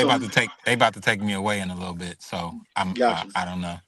Actors. Let me see. Just briefly, there's been a lot of moments where I'll take an actor to the side and then say, "Hey, this is what I'm asking of you. This is what I'm wanting of you." I'm just trying to think about the moments that I've directed something, and it usually don't even be filmed. Sometimes it's photography, Hmm. like just getting people to feel normal. I can't remember a specific time. I can't remember the last time I did. I'll be directing a lot. Wait a minute. He Yes, can't sir. remember. Maybe Uh, okay, so yeah, I That boy think needs some more of that that's tea. really it. Huh? Nah, I'm saying that boy needs some more of that tea. He working over there. I like it. No, because a lot of times if I'm the cameraman, I'm not the director. But like this last Hmm. film that I just did in DC, the director and writer, he was like, I he was just like Q, based off of my work, he was like, no, go ahead and do whatever that thing is that you do that got that stuff, do that now. So he allowed me to direct. I'm trying to think of times where I was director, and it's not a lot of times, but I've directed actors. You know what I'm saying? If that makes sense. Hmm. Yeah, it makes sense. Um, It makes sense. but yeah, pull them to the side, and it depends on the actor too. I read people. Hmm. It may not even be worth me asking a particular person to do something because I could see that they either they understand or they're gonna understand, or Hmm. no, don't worry about it and just better luck next time. Gotcha. Gotcha. Yeah, Appreciate That's that. powerful what you just said right there. Yeah. Hmm. yeah, yeah. I appreciate that, y'all. Let's But go yeah, to the I'm gonna comments. be on mute for a moment here, but y'all Go keep ahead, going. bro. the comments. You Yeah, asked chime in. a Yeah. question about directing, and a couple of years ago, Malcolm posted, "Directors, don't be afraid to direct on your set." Mhm. Did, And Malcolm, Please I thank direct you. on remember your set. that. I Thank remember that. you. I was like, I had that moment. I was like, he's lying. Like, Yeah. they, You can't be afraid. That's the thing. You can't be Yeah. afraid because when you think about it, the director is the one who's like running the show. yeah. Hmm. The director is the one who's calling the shots. They're the one who calls action, and they're the ones who Hmm. call cut. But the director is the one that set the tone for the entire foundation of that project. So if the Hmm. director don't have their head in the game, the entire production is gonna be like, well, I mean, like we just getting money and we just coming to work, so we gonna do what we want. But Right. it's all about setting up that foundation and just making sure that everybody is able to actually bring out that talent. Like I love seeing raw talent on the screen. Like I want to feel that story. Like if Hollywood can do it, we can do it. And I ain't gonna lie, we the baddest in the game. I know Come we on got now. Detroit, I know we got other people, but we the baddest in the game. I ain't gonna sit there and lie. But there's a lot of stuff that we just have to keep bringing like these amazing true stories to life for many people to see, and we all have our different audience. We Yeah. just have to find them. That's the only thing. Yeah. We just spoke about that earlier too, about seeing different genres, different characters. Like Malcolm, I know you watch Chicago PD and all the Chicago shows. We saw like I brought up earlier about for my project where I wanted to cast Thibodeau as a retired firefighter chief. Like, are there any genres that you would like to tackle? I think you posted about that yesterday. Like, what type of roles or genres you would like to tackle going forward when the time is right and when you have enough funds for that? What genres do you like to tackle? I definitely want to do sci-fi. Anything that's like Transformer related. I Yeah. love like Hmm. sci-fi. I definitely want to do like a really good thriller, like Don't Breathe. That's a Mm, really good project like that. And then my number one love is like TV shows. So I want to do like a really good crime drama type of TV show. Whether it's How to Get Away with Murder, if it's All yes. American, if it's The Game, something above. Even though The Game is like more a comedy drama, I Love really the Okay. want to game. do something like that just to bring it to life, just to really have people be like, dang, I am obsessed with this show. Like, this is something that I am living for. So, Yeah. yeah, that's me. But Yeah. bro, not only do you bring drama, you bring comedy too. You was cutting up in your 40. Yes. You was Yes. acting a plum fool in your 40. I I was That's on was. because set with you a I few had to think times. Yeah, about you was something cutting up. natural. I Yeah. had to think about something natural because I have like seven nieces and nephews all together. So I was like, what would you be like whenever you're at like the table and they're older and you have like all these nieces and nephews? How would you act? And so I had to kind of put Yep. myself in that perspective. That was Absolutely. hilarious. Yeah, I was cracking up there. I was like, what is the song Malcolm singing? I was, I was like, what is going on here? Is it all Hold for on, that bed saying he in there singing, I'm ready for you. Whatever, you know, all that stuff. That boy was acting up. He was Get acting up, up. up, and here. I said, what? And I was actually on set behind the camera and some other stuff when he was at the table scene and he was just cutting up because you was Yeah. hitting the little, and all the other stuff. Yeah, he was just going ham. Yeah. Oh Hey, boy. hey, man, I'm giving you your flowers, man. You was doing Yeah. your thing, bro. I Kudos, appreciate it. kudos, for sure, for sure. You Definitely. had me rolling. I was back. I was off set like, oh my god, I'm about to bust out laughing. But yeah, yeah, Yeah. keep that Definitely. up, man. Yeah. I appreciate Definitely. it. I'm gonna go to the comments real quick where I see where we have hopefully I pronounced your name right. Last name is Uzmaki. Sorry if I butchered your last name. But saying same Siobhan, and not a fan. Pretty much saying what you're not a fan of, the rehearsals, but you gotta do what you gotta do. Trey was saying everyone is speaking.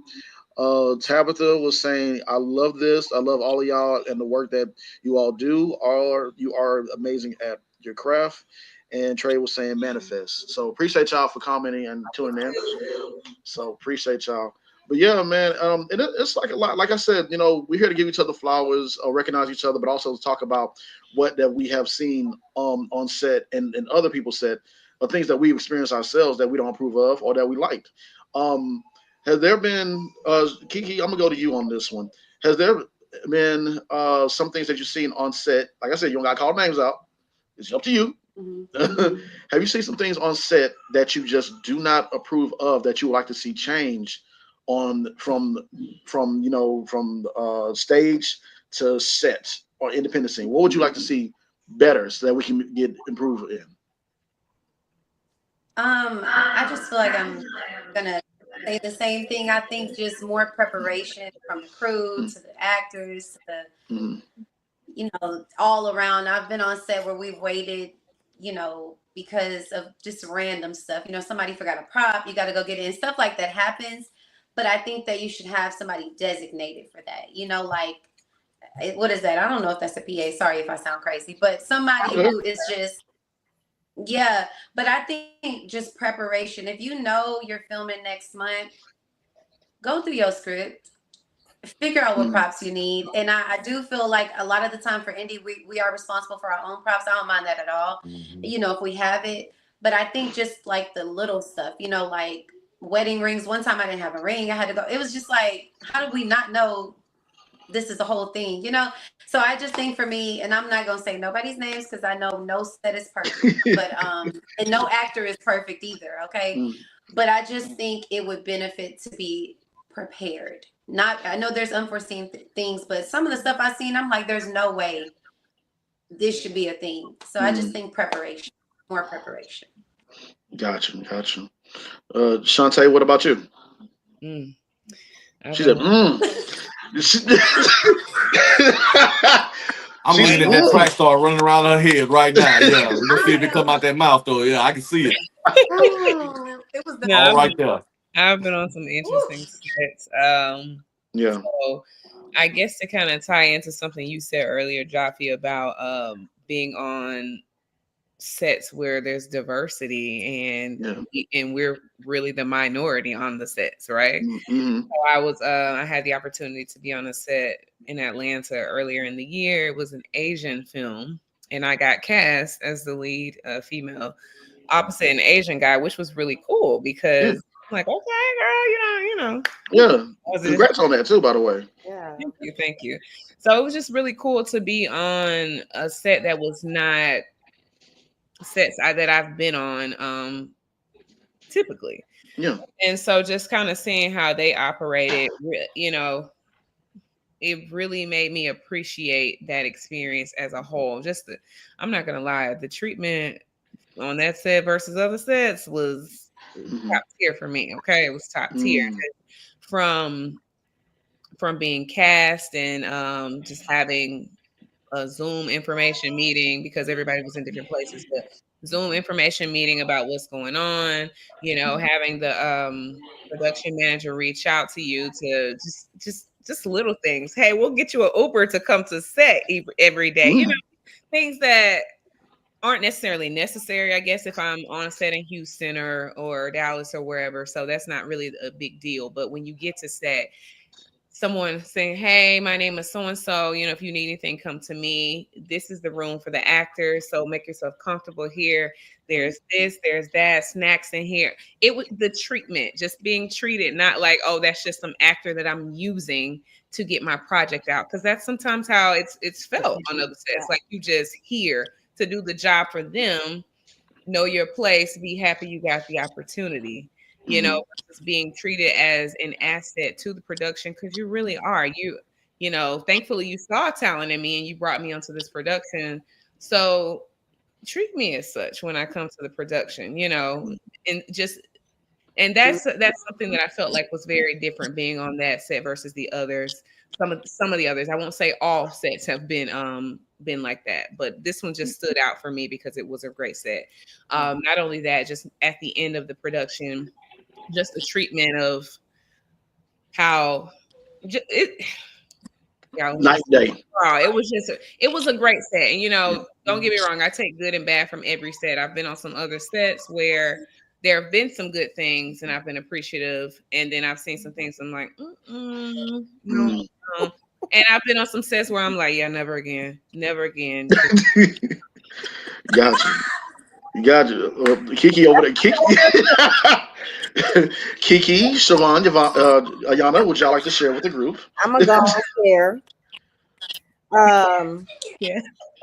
Man, you said a lot, Shantae, because like I said, I did a film and it was top tier treatment. I felt like I was like a for real celebrity. They took care of us. They communicated. Yeah, that's my God, communication is so important. Talk to me. Tell me, like, have a meeting with us. This was the first set I've been on where we had a safety meeting for props. I didn't know about that. This was my first chemistry read. Like this is a guy who was doing his first feature film, but he did it better than people who got like 8 films under their belt. Like think about that. He put in the resources, he put in the time, he put in the research before he even started. And I'm not gonna lie, y'all. I don't know about my other ladies on here, but I love me a DP who called for last looks, baby. Because one time my wig was sliding. You heard me? Like somebody come, we don't know. We don't know. Like, help a sister out. If my lash is windshield wiping. I got lipstick on my teeth, which I saw when it came out. Oh, y'all mean like when I'm on set? Oh, okay. Like you more appreciated in my Tupac voice, for real. Because that, like, when those movies get to Tubi, they be looking at everything but the actual thing that they need to be paying attention to. Look at her lashes. Ooh, her weave is like, her lace is showing. Her lace is lifting right there. Y'all see that? Then they're gonna circle it and expand it. Yep. I'm Yeah. sorry, You y'all be got to think having about it. sick, Speak y'all. name. No, no, speaking for real, because I'm like, I On the need somebody to set tell me. where there's I, an MUA. It's not a bougie thing. I feel so relaxed if I ain't got to worry about my makeup. I just feel like I can just focus on my craft, focus on my character, and not have to worry about my lash because that's big. Like I don't know how to do my lashes. Not every woman knows how to do their lashes. So I'm just saying, I'm not even trying to offend anybody because everybody's no. budget is different. But I feel so much more at ease when I don't have to worry about nothing but showing up and killing my role. I ain't got to worry about doing my own makeup and all of that kind of stuff. And I'm gonna say something that I wasn't gonna say, but I'm saying it anyway. I was on a set once with a sound guy, and I did post this, so some of y'all who know me knows this. Where he said, "I need to mic you," and I said, "Okay," and he proceeds to pull up my shirt without saying anything to me. If you are on set, there is a protocol to miking somebody, and it never involves them touching you unless it's like putting the pack on in the back. They don't need to raise your shirt. They don't need to pull up the live up your skirt. They pretty much just talk you through it. But this person pulled it up, and when I slapped him, because I did, that's my natural reaction. I say, don't, I said some words to him. He said, "This is industry standard." It's not. It's not industry standard for a sound person to touch you and raise your shirt up. I just want to say that because that really violated me. So No, and we talked about that too, and I know that was very personal for you, and I understand because it's just we got to watch out for our castmates, and we have to be mindful of others, be respectful to others. I always tell like I always talk to the person I'm in the scene with. Like I say, hey, I'm getting ready to try this, so be ready for it. right. Or I'll say, hey, you mind if I try something? Like, yeah, and I'll let them know what it is so they can be ready for it. I said, but yeah, give me that raw reaction. I know some people are like, nah, just do it. Like, no. I have to be respectful and talk to them and let you know because I just have to because I ain't making it yet. I ain't trying to get no lawsuit. I already got enough debt I got to take care of on a personal level. But anyways, Right. but I'm sorry that happened to you as well. And ladies, whatever y'all go through, please tell the men that y'all cool and close with on set. I know it can be very traumatizing if it happened to you right then and there, but talk to somebody, please, and tell us. Like we work with y'all so many times, but talk to us and tell us. And I mean, I'm not just saying this just because, but I'm just saying this because we're here to protect y'all and work with y'all because all that right there, like we seen and heard some things happen on set to where we like, nah, that's not gonna fly with us. That's not it. And we got to do better jobs with protecting each other and helping each other out and watching each other's back and being there for one another. Because there's some things I heard that happened where I'm like, that happened? Nah, I'm not gonna work with him or her or deal with that because that's just too much. And what happened to you, Yana, I'm sorry that happened to you. Like for real, I hate that happened to you. I appreciate it. Yeah, it took I y'all took a lot of courage to say something. I wasn't gonna say anything. I was afraid, but No, I mean, it's. I'm glad that you did. I Yeah. was gonna bring it up. I was letting that's gonna be on you as well to say, but I'm glad that you Your did first because reaction was the right reaction. yeah, you slapped and shot him. I did. Um, but people need to understand that I don't care if it's independent or well main. People need to be respectful towards others and get understanding. Like, hey, look, because like if I'm pretty sure Thibodeau had his wife on set and she would tell him Thibodeau would probably shot that dude. I'm just saying, I don't know, or hurt Yeah, somebody. but I If normally have my very own props. So yeah. yeah, it's very own. but but look, I'm just saying, like, you can't go around treating people or talking to people crazy and not expect nothing to happen and not get no, pay for the consequences. So this is a message right here to those who are out there, like, be respectful to others and ask and talk to them, communicate like y'all said that we all agreed before, you know, yeah. So I'll let that being Hey, said. I'm so close to some. I've been in some of these movies where I'm so close to some of y'all to where I see you like I see her. So it wouldn't have mattered if I'd have been there. It'd have probably been a problem Yeah, when that happened. As yeah. soon as you responded, I probably wouldn't have had to know exactly what the heck happened, but just the fact that you responded knowing that how you normally react and work and everything else, I'd automatically know something was completely out of whack. Mm-hmm. Yeah, it would have been a challenge right then and there. Yeah, you don't get your ass whooped by some actors. 'Cause we got a lot of stress. Don't let the curls fool you, cuz. You get your ass whooped. Don't let the curly hair fool you. Don't let No, the girls Yeah. fool hey, you. don't let it fool you. Get your ass whooped. We some thugs. Hey man, Some straight up, bro. Like there's a we reason I get don't your, have a problem playing a cop in some of them other roles. Like I said, I grew up around some of that stuff. So yeah. yeah. I've But been in no, some action. nobody, even if dude was like one of those guys that's kind of one of the controlling people that's like, hey, I want to make sure the mic cord is in the right space, depending on the outfit and everything else, communicate. Do you Yeah, mind? Can you raise your shirt not too high? I'm not trying to disrespect you. I just need to get this here because I've been on set to where the sound guy, I'm working on something else or getting some other clothing on. He's like, I need to mic you, and I'm like, dude, I'm comfortable. Do what you yeah. need to do.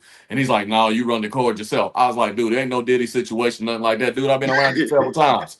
You know what I'm saying? Not to be throwing Diddy name in it, but I've been Yeah, around you several times. I know you're not about to disrespect me, but I'm yeah. trying to get this done. So if you don't mind, what I'm Mm-hmm. saying, drop the mic, drop the cord, whatever you got to do, put the pack where you need to put it. Mm-hmm. So but that comes with communication and trust. And Mm-hmm. dude didn't communicate and everything else. So yeah, he probably tried to cop a free feel, and I'm happy you slapped the hell out of him. Yeah. Probably deserve more than that. A matter of fact, when you see him again, slap him for me. Yeah, just when you just walk up to him, hey, how you doing? Get your ass out my just Right. randomly, Yeah. just chin check. But yeah, I Um, had challenges with people disrespecting my friends. I ain't no tough guy. I ain't hard or nothing like that. But yeah, yeah, you can't do that kind of crap around me. yeah, we definitely will check you. I have a question. Did anybody want to piggyback off of that before I go to the next question? Which part of it? So I was gonna say, I mean, I haven't had that experience, but I've definitely been on set where I felt very uncomfortable. I Mm, have been on set with some people that are pretty perverted in their minds. mm, So, I would just say, to any women out there, it is okay to say no. It is okay to, speak up and say, okay, you're doing too much, or, whatever. I mean, fortunately, I've never dealt with any actors that were like, but, mm, other people on set can make things like, and just mm, not professional. So I've definitely appreciated, the sets that are professional, they have the intimacy coordinators, but even when they don't, you mm, know what I'm saying? It is a closed set. We're not about to have extra people. We're not about to be like, oh, I need to see monitors, but you haven't been on set the entire movie. But, mm, little stuff like that. So, just do your research on people. yeah, I'm not saying that every rumor about different, directors and stuff like that is necessarily true, mm, but if you're hearing something from yeah, multiple people, mm, might be a little truth Yeah. to it.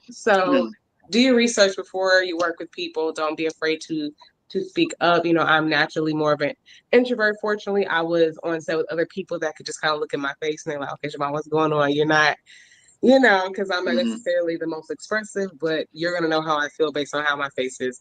But yeah, just don't be afraid to speak up because unfortunately, people will do what you allow.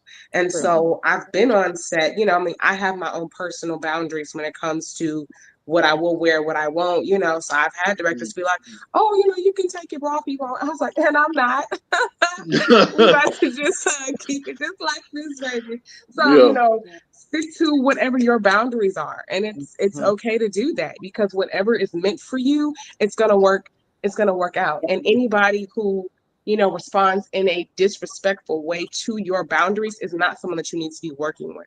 mm, Yep. And so if you have a bad feeling about someone, there that is protection. I'm telling you, I got casted for a movie and something just I just was not feeling this particular director and writer, and he was like, oh, I've done stuff on Netflix and da, da, da, da. But it was just so I'm sorry, Shabbat.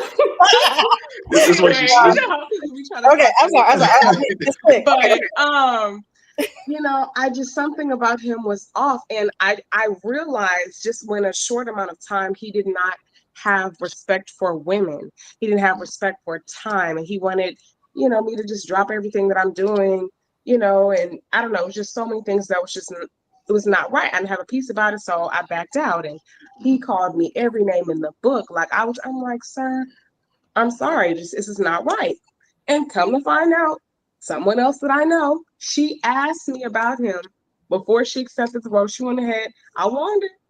But she ended up doing a sex scene for, mind you, the whole entire film was 10 minutes, but they filmed the sex scene with her for 3 hours. And she told me how uncomfortable she felt.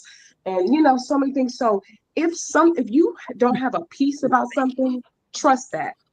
There's a reason Wow. for that. So of course I look back and I'm like, see, I'm so glad, you know, Yeah. I Yeah. said, no, I trusted, okay, I have this funny feeling for a reason. So it is okay to back out, because just like a director can recast an actor, you can bow Mhm. out, baby, because whatever you're supposed to be, you're going to be able to have a piece about it. So That's right. that's all I'm Yeah. saying. Hey, even as a male, if she was uncomfortable, even as a male actor, I'm sitting there like, I'm sorry, what the hell are we doing and why are we taking 3 hours to shoot this? Yeah. It's like, don't get me wrong, I like the scenery, but what the hell are we doing? Yeah. Right.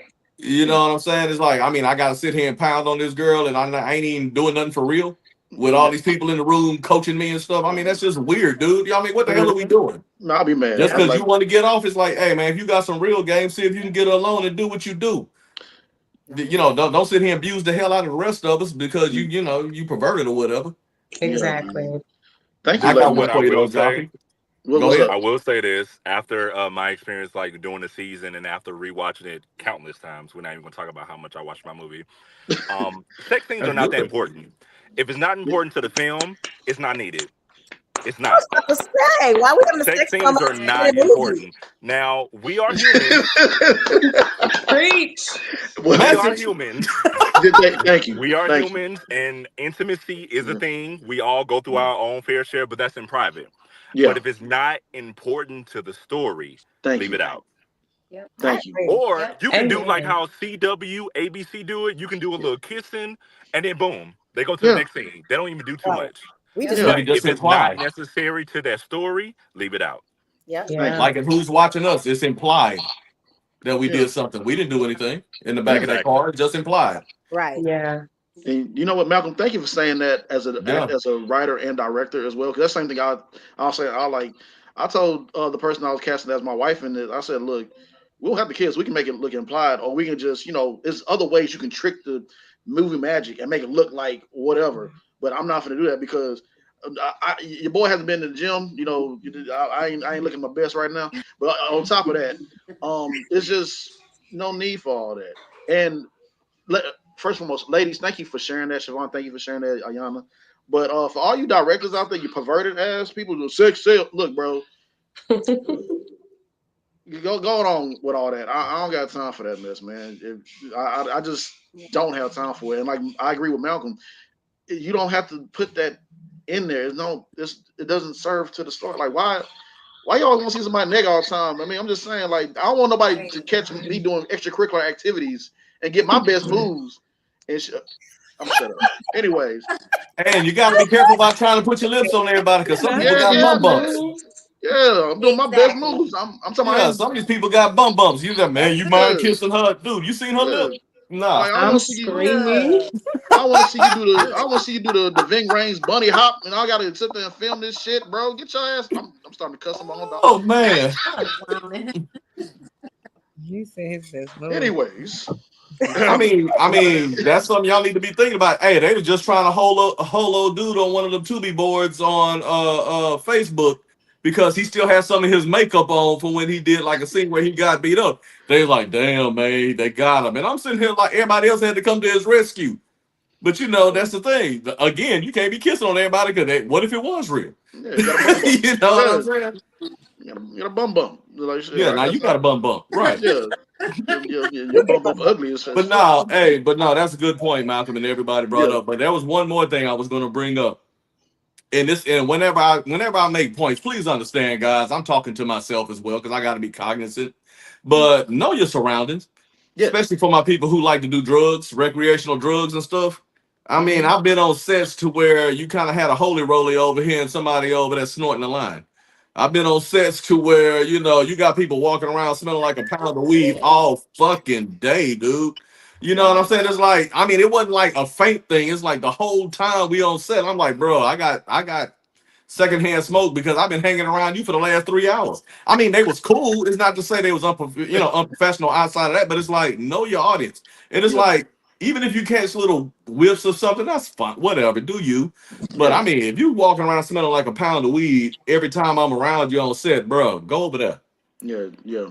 You I've know what I'm actually been saying? on a set where everybody was smoking weed, and I don't Hmm. smoke weed, and I smelled like it. Yeah. Crown of my head to so I appreciate that. I don't want to smell like weed. That's why I don't smoke it. So Yeah. Put it everybody this engaging in that is a big cloud of weed smoke, like on the whole set. I'm like, why? I didn't think that was a thing, but I guess Mm. Well, I feel like I mean, it just people don't depends on take what's it serious. happening. What was But that? okay, so Yana Bug, like there was like you and I was filming a movie. You played my wife. You know, occasionally if we get a break for a couple of hours, I might go outside and try to smoke a cigar. We was outside talking, but I made sure I got away from her because she didn't like to smoke. yeah. Mm-hmm. You see what I'm saying? Just be respectful of the people that's around you and stuff. That's I just mean, that was me that's taking an my integrity break, getting thing. on my level. But I mean, we was outside running lines or whatever we was doing. But I made sure I moved to a position to where the smoke wasn't blowing because I knew it bothered her. That's an Mm. integrity thing, though. Everybody don't have it. Yeah. I tried to make That's sure I why the didn't smell. I director. mean, I made sure I didn't have on clothing that I had to be next to her in. Yeah. I had on a whole different outfit. Yeah. You know what I'm saying? So by the time me and her filmed that scene, I didn't smell like a cigar. Right. Mm. You know what I'm That's why saying? the So director has to set the tone for the Yes. entire right, production. Yes. Got to lay out them ground Yep. rules, just like whenever we go to a corporation and we go to work and Yep. they got their rules. It's Yep. the same thing that applies to a set. You got to Amen. have your corporation and your rules and your guidelines to make sure that everybody is comfortable on the set because you don't want to make nobody feel Yep. uncomfortable in any kind of way. exactly, Yeah. Thank exactly. you. I agree. And if someone does speak up, you don't have to be rude. You don't have to be ghetto. Just be like, hey, you know what? I really don't appreciate this. Yeah. Why are I you Yeah. agree. going to work smoking and drinking anyway? Oh, I've Really. been on set where people Right. been That's what I be Oh, thinking. It plum does drunk.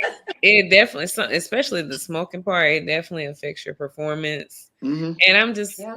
for me, I think people who show up like that, they don't take their craft seriously personally, because yeah, I don't like, you're not gonna get the best out of yourself when you are under the Right. influence of something. That's just how I look at it. Now, if Unless you that's the want to role. sip and smoke once we wrap for the day, do your thing. But why Yeah. are we Right. doing it in Yeah. between scenes and we still have to film later? Mm-hmm. I agree. And get this. Hold on. Here's the funniest thing about it. The 2 times where I was around people where they was just really smelling like a pound, those were stage plays. We ain't even talking about film. I bet you they were talking about Hell, Jesus. you can't get away from them. Where you going? Either you on stage or you backstage, and it's like, bruh. I Like, mean, come cool on, as man. hell, nice people. Right. But I tried to tell him, I was like, hey man, look, just professional advice. It's like, Mm-hmm. you're a lot newer than I am. I've been doing stage and a lot of other stuff for years. Mm-hmm. You know what I'm saying? I got a name in that. You know what I'm saying? Especially here locally. I was Yeah. like, dude, nobody really knows you and you getting into this and everything else, man. Be cognizant of how you portray yourself. I mean, Yeah. you cool, you nice, you're a hard worker. Mm-hmm. But if you're around somebody who is not of the leaf, you know what I'm saying? And that's your main thing, dude, you already lost that role, no matter how good you are. They're not going to have you around. Chantel already said it. They don't respect it. They don't really take it seriously because nobody's gonna go to a job interview smoking and drinking. Right. Nobody. Mhm. It's a job. It's a job. Yeah. So why people don't take it like a job, I don't understand. I was on the set. Right. Somebody who had drunk a half a bottle of Casamigo, There you go. Oh. What? allowed to do it, like Malcolm said. Yeah. Yeah, and then he forgot his lines, and I'm over here coaching. I'm like, listen. Yeah. But see, Bro. I think it's also the times we in. It's just one of those things. I feel like, I don't know. I just feel like it's so acceptable. Like you're saying that you were on set and they were allowed to drink. Like I'm not a director or anything, but you can't come to my set drunk. You can't come high. You going home. Because it's a disrespect for everybody. You as the person in the scene, now everything held up. And I feel the same way. You are not taking this seriously. You're just not. Like, you can't even, how are you high and drunk and you up here talking about you about to be in somebody else's movie? Right. that's representation of the director as well. I feel like, they looking like you the one allowing this. Not that it's their fault, but perception. It's like I wouldn't let somebody like that on my set. Not like that. I don't look at They are somebody. allowing it because they felt comfortable enough to pull up like that. So, Yeah, nah, you man. know, and if they pulled up and They you were weren't drinking allowing it, on you should have set. sent them home. So, Yeah. They were Right. having to drink on set actively. It wasn't like, oh, I pulled up this way and you didn't know. No, it's like Casamigos right here, where That's the everybody issue. can see type of thing. But like I said, set is gonna be as professional. Actor is gonna be as professional as the set is. yep, Yeah. Set the Yeah. tone, they like set Malcolm the said. tone. They do. Yeah. Yeah. I That's I got a quick question for Malcolm. Um Malcolm, if you can ask me this, if you can't, it's all good. Why do you feel that some directors don't promote their films to film festivals, or having created films for film festivals to pitch? Is it because of money, or what is it exactly? Because I Great because question. yeah, because I see like all of us are talented, and all of us been on stage, Tubi, Amazon Prime, and everything else. But why is it that I don't really see too many directors on the independent scene submit their projects into film festivals? So this is what I will say, and this is coming from trial and error and also learning from my own past mistakes. Hmm. You really have to do well. So I can't compare myself to like other filmmakers because I don't know exactly what they know. Right. But when it comes to film festivals, no, yeah, no, you can say that. Majority of the film festivals are only there to take your money and give Hmm. you a little certificate. That's one. Ah. Okay. So you definitely have to be very, very careful of who you submit to, because Mm. they only doing it for the money and they're only doing it for the recognition to where they can Mm. just build whatever they're trying to do. And Mm. then you do have the film festivals that actually take what they do serious, such as South by Southwest, the Hmm. Seattle Film Festival, the Florida Film Festival. I think it's African American Black Film ABF. Festival. Yeah. Yeah, BFF. yeah, yeah. Maybe. Like those like that. Those they take it serious because it actually is a benefit to the filmmaker. Right. So most people, they probably are not that knowledgeable when it comes to film festivals, and they want Hmm. to make sure that they're not just spending their money just to spend their money. Because I spend my money on film festivals, and I've been like, dang, this film festival didn't do nothing for me. So it takes a lot to where you need to do your research just to see exactly how that person benefits, as well as the team. How does everybody benefit from that film festival? And if it's not a good benefit, then I say don't submit. Now, if it's Mm. South by Southwest and all these other ones, there are certain things and certain requirements that you have to meet. And if you don't meet it, of course, you're not going to get in. But I say do research when it comes to film festivals, because it's a gamble. And the last thing you want to do is just waste your money. And I'm talking about like $50, $80, $100. These film festivals are expensive. So Gotcha. that counts. So it's always best to just make sure that you do your research. I definitely say do film festivals, but make sure that you do the right ones. That's a great benefit for everybody to win. Yeah. Right. Yeah, I agree because I was curious about that because I was like I said, we all been on stage. We done Amazon, Tubi, all that, all the channels that we can get to. And I was like, man, I want to see because I've been in some film festivals, as I know some of y'all probably have as well too. And I just want to see us get to that next level here in Houston. And I was like, man, because me and Ayana spoke about it, and Siobhan as well. I'm like, man, if we go to these film festivals and network with the right people, like Issa Rae says and others, network across, not the ones that you want to, Vertical. like Robert Downey Jr. or Denzel and them, but network across and build yourself up and get to that level. Because I want to see more of that for us, and not because I just want to see us do better and do better films and just reach a different audience. Because, like you said, Malcolm, we have the talent here. And like there were times where I'll say that also when me, Siobhan, Ayana, and a handful of others went to Chicago and they got to know some of us, more of us, and I was like, bro, like, and I got some friends up there. They're like, bro, y'all actually do have some talent, and I just want to see that for us because it can happen. I just want us to see that and us to branch out to the right ones who are knowledgeable and bring that here because we all been there before. Where what was the Thibodeau we was on? We was on the what was it the Christmas one we was The Oh yeah, the Hip Hop Family Hip Hop Family Christmas, Christmas. the wedding. Yeah. Yeah, we've been Hip Hop Family Christmas. We did.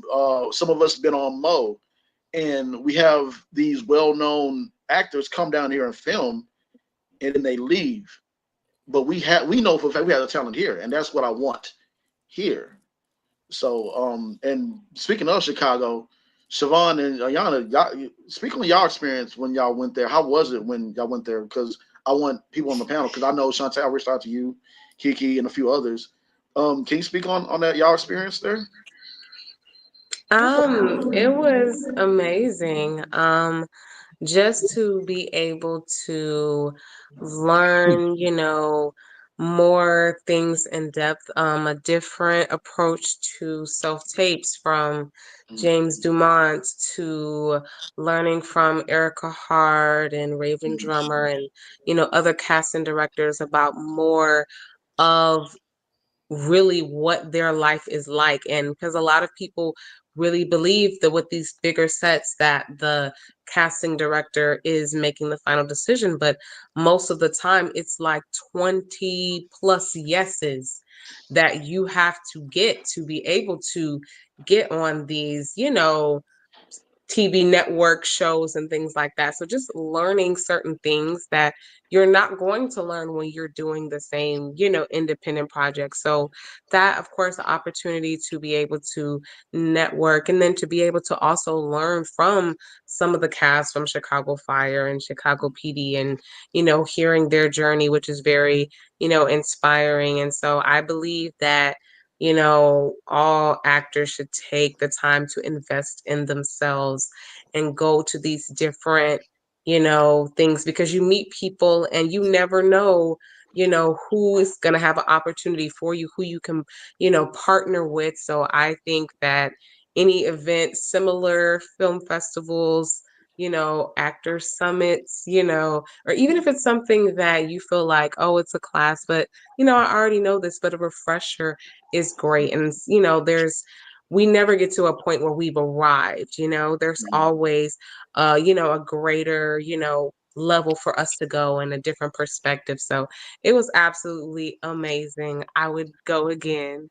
It was, it was great. I have nothing but Hey good man, things if to y'all say. go again, let a brother know. I would like to go. Most definitely. Yes, will Oh, and shout do. out to my dude. I don't know if y'all had a chance to meet him when y'all was out there. He's out of Chicago. Jamez, I think his last name is Hampton, was also the director of False Prophets that's coming out in January. That was filmed here. So he was a real cool Okay. guy. And he actually edified a lot of the actors and actresses out here. He was like, dude, y'all got some talent out there.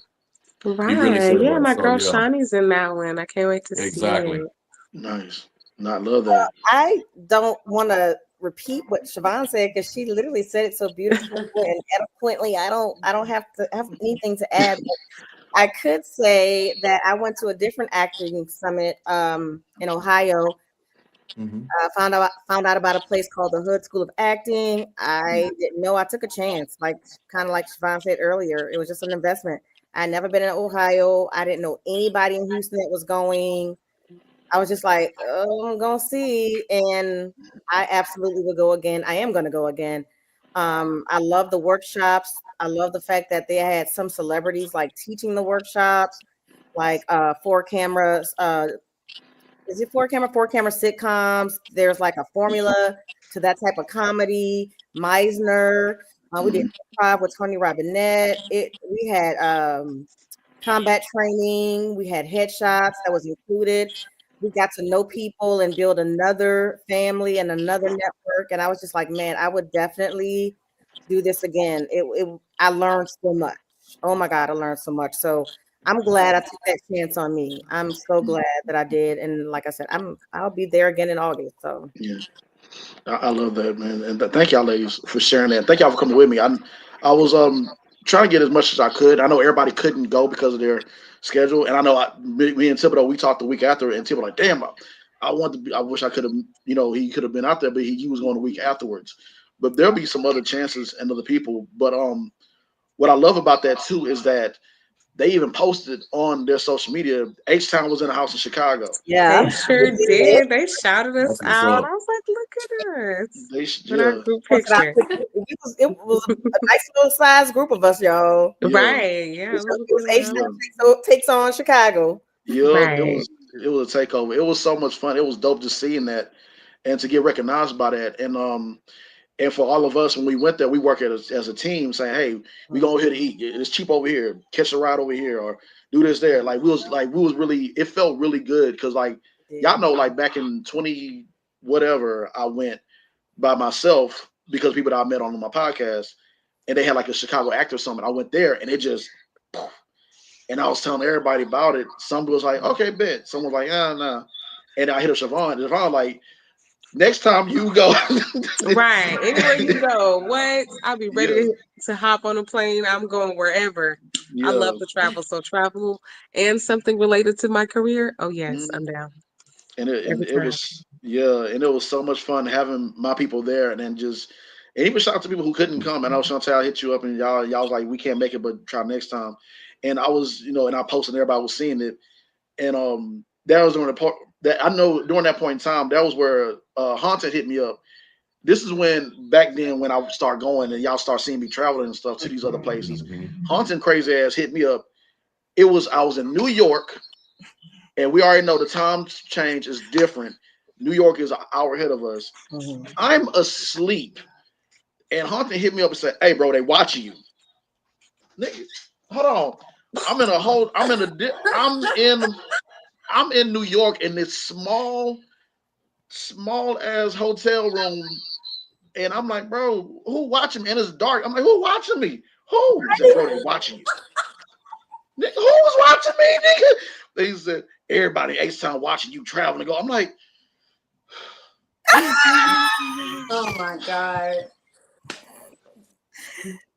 I Bruh. said, Negro, get off my phone.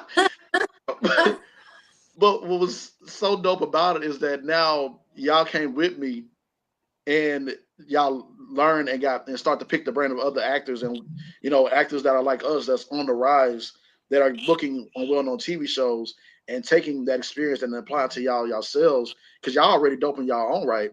But I just love that y'all was able to go and learn more and bring that here and apply it. And that's what I wanted for here from Houston because there are people up in Chicago that do independent as well too and well known that has hit me up and we're like, yeah, I want to come down and work with y'all sometimes, or I want to, y'all to come up here and work with us sometimes. And it's like bridging the gap. Oh, I'll And definitely go up there. yeah, oh, most definitely. And so that's what I wanted to also highlight about that. So shout out to Chicago and the other actresses and actors that we met up there because I'm just telling y'all, it's experience that y'all got to go because I want like I know Q, I know you travel. You go where you need to go to as well. Malcolm, I'll give you Malcolm and Q. I'm sorry earlier y'all didn't miss it, but I want to give both of y'all flowers of what y'all do because I know Malcolm, I haven't worked with you yet. Q, I haven't worked with y'all, both of y'all either yet. But y'all one of the few that I do, well, one of the handful that I do applaud because of the work that y'all put out there and y'all craft. So thank y'all for that, for being ones that really do care and really showcase, some really, really great work. Like for real, for real. Like I Oh, that's love how I get it to pop. I just need to start doing a thumbs up. Let's see. I appreciate it. I yeah. definitely appreciate it. I'm Really. hitting 11 years next month. Come on, Jesus, man. that's been a long, long, long, long, long, long, long time. Woo-hoo. And I Yeah. know I'm still in my Congrats. beginning phase of everything. But my biggest thing is just everybody winning. I love to see everybody eat. I love Mhm. just seeing everybody. Like we all have talent. We Yeah. all can go there. We all can go to the next And pay level. people their money. Wait, what? And pay people their money. Amen. Definitely pay people On Amen. their time. money All of it because too. it's hard out here and the Mm. economy is bad. Like it's bad out here. So Hey, definitely pay hey, people what their I missed? money. Y'all about to hang up? No, no, no, no, no. No, no, Oh, no, so no. Yeah, I he was just giving timed you it your real flowers, quick on Q. that one. ask me a question or fill me in real quick while I got I, time. I was just What's the giving you question? and Malcolm y'all flowers for being one of the very few that or handful that do care about y'all work and showcase great work. I haven't really worked with y'all yet, but I love what y'all do, and I have to tell y'all that from the Oh like for yeah, I'm real, for real. greatness. I'm greatness. I'm real dope. Am I lying? No, you're not, sir. Well You're then, not well then lying. I can say it. I can say it. You can So say it. I You can appreciate that, and stand I'm on ready. business. Yeah. I'm standing on business. Keep going. Stand on business with Black Air Forces and tell them about your work. Tell them, boss. Yeah, for sure. Tell, And they don't get tell to them, hear about nigga. my work, but they don't. Y'all don't have to hear about my work. But what I am about to Tell them about the do, gun line, boss. what I am about to do, right? So the work that I'm going to do is gonna be so magical, and I'm saying it right here, and all y'all gonna hear it. It's gonna be so powerful that it's gonna be like, dang, like Yeah. why wasn't we doing this already? And this man has been here so long, and we Mm-hmm. knew what he was capable of. Yeah. And this is for the people who are not, like coming to me at least to ask, how do I get that greatness, right? When you see Michael Jordan, what do you do as if you want to get better in that thing? You go, or when you're watching the big game of basketball and you see who's the best, don't you go to that person and you say, how do I get there? Mhm. Mm. And so I'm the things that I've done with little to no money are better than some things that we're putting 20, 15,000, $20,000 in. So Come on. what are we doing? Why does Yeah. the Echoes Within, that was a budget of $10,000, why does the Echo Within look like a movie at the movies? It looks damn good. You would Yes. never say It does. Tubi to that, right? So Mm-mm. Yep. why haven't I got phone calls on how can we do this? Is there an ego there with the You, people who have the Yes. money? yeah. Because I can go and step on every set and shoot and film that has been done. I can redo all of those and make them what they were supposed to be Mm-hmm. Yep. because I have that vision. Mm. So for the ones that we looked at that we say, oh, this is Tubi, all they had to do was ask Q. So why are we not on the phone and making this more simpler than it is, Houston? Come on now. Mm. Every Talk. set I go on, I be that person. I be the, hey, your makeup, go ahead and plot it down, the lighting. Oh, your hair. Yes, I I got can fussed attest to at. that. I got fussed at. Thank It's a you. it's a it's a Okay. person, it's a person I watch on social media saying so much great things about film, but fussed at me for wanting to fix an actress's hair. Mm. Saying, okay, well now we don't want Mm. to work with you, Q, because you take too much time. It don't take that much time to say, hey, your hair, but it does take See? time, right? Mm-hmm. Yep. But that let me know, oh, these are the people I'm working with. But then on social media, they say they want better. We want greatness. And it's so the things that I have and the information ain't rocket science. Yeah. It's everything that y'all said tonight. Why aren't we doing that as a community? Mm-hmm. Where's this selfishness coming? And that's what I'm trying to understand. And then so it makes you want to, separate yourself. And I Mm-hmm. shouldn't have to do that. Every film that we should all be working together to say that no film is not going to look the best of whatever Q, I guess, is supposed to. No film is not going to look like the season when we put it out. Yeah. I got to go. I apologize. No, don't apologize. No, thank you. Apologize for what? Speak your Yeah, truth, speak your. bro. That's Yeah. why we're He doing this. talking though. He telling the truth. You're Yeah, he's right. telling the truth. And I want to go ahead and say, Malcolm, thank you again, brother, for putting out what you put out there, and Karen, because I got Malcolm, I gotta give you your flowers, bro, like for real, because I think you, like I said before, and we talked before, I said you're one of the few that I have not worked with yet, and I don't know when, but it'll happen. Yeah. But thank you and your team and everything that you put out there for putting out something that's different as well too with the season and with Roman Perry and everything else, and showcasing um the season and everything that y'all done and really taking your time and putting that out there. Great work, because I'll put it to you like this: there are some people that I spoke to here in Houston, having personal, just on a personal level and everything, where we have, if people will watch our podcast, the Just Acting Up show, you will get the tips and the things that you need to arm yourself with this acting community, not just on the independent scene, but the well-known actors that we have interviewed. We've interviewed, talking my shit a little bit. We've interviewed the fact that we've interviewed a hairstylist. What's up, Trey? You know, talk about the fact that we interviewed a hairstylist who won Emmys, Oscars, and been on the red carpet with Denzel. I'm talking about um, the piano lesson. We have Fight Night. She's done Emancipation, The Color Purple, just to name a few. Wow. And I'm not saying where, but she's here in Houston. Yeah. Nice. Oscar winning hairstylist on our podcast. So down to earth, so cool. Shout out to Andrea. Andrea, shout out to you. And the fact that I was able to not just connect her to others, but to connect her to Nay. If y'all know who Nay is, what up, Nay? Mm-hmm. Nay just spoke to her, and they locked in now. Nice. The fact that we spoke to Nefertari Spencer. If you don't know who Nefertari Spencer is, if you have not seen The Neighborhood, if you have not seen Reasonable Doubt on Hulu, and The Neighborhood is with Cedric Entertainer,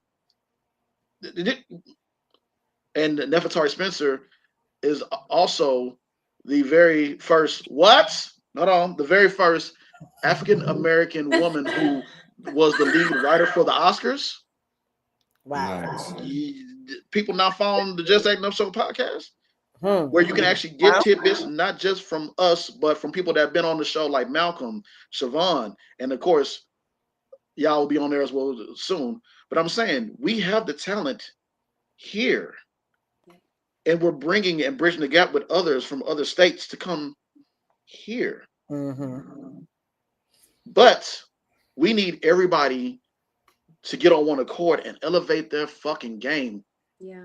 If Malcolm is putting out stuff like this and Q putting out quality work like this, Yep. and I understand that everybody has contracts and everybody can't follow this same thing, but if you can take time in your day to say, hey, look, let me get the right people together, let's make something that doesn't have a lot of budget and talk to my people, say, hey, look, I cannot pay y'all for this, but let's really put all our money towards the crew and take care of them.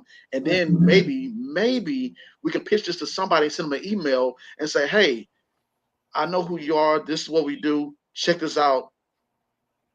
Just maybe. Yeah. We're gonna drop that maybe. I We're love gonna it. drop that The maybe. maybes, Yeah. we done with that. And this comes from Yeah. personal experience. Lord, I've been through enough these 2 Yeah. years. The maybes and the tries, that's done. We Check it out. already Yeah. in the door.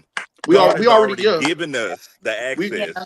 We already just yeah. haven't received it yet because it's on the way. So Yeah. the Yeah. maybes and them tries are already out the Take them way. out. We already got it. We Yeah. just waiting for it to roll up. You know what I mean? Take them out. right. Yeah.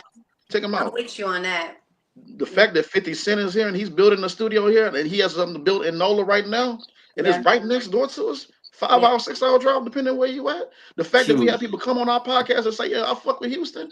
Excuse my Yep. French. My last name is French, so I guess I can't talk it, even though I failed with filing colors in French. Oui, But hey, oui. it's neither here nor there.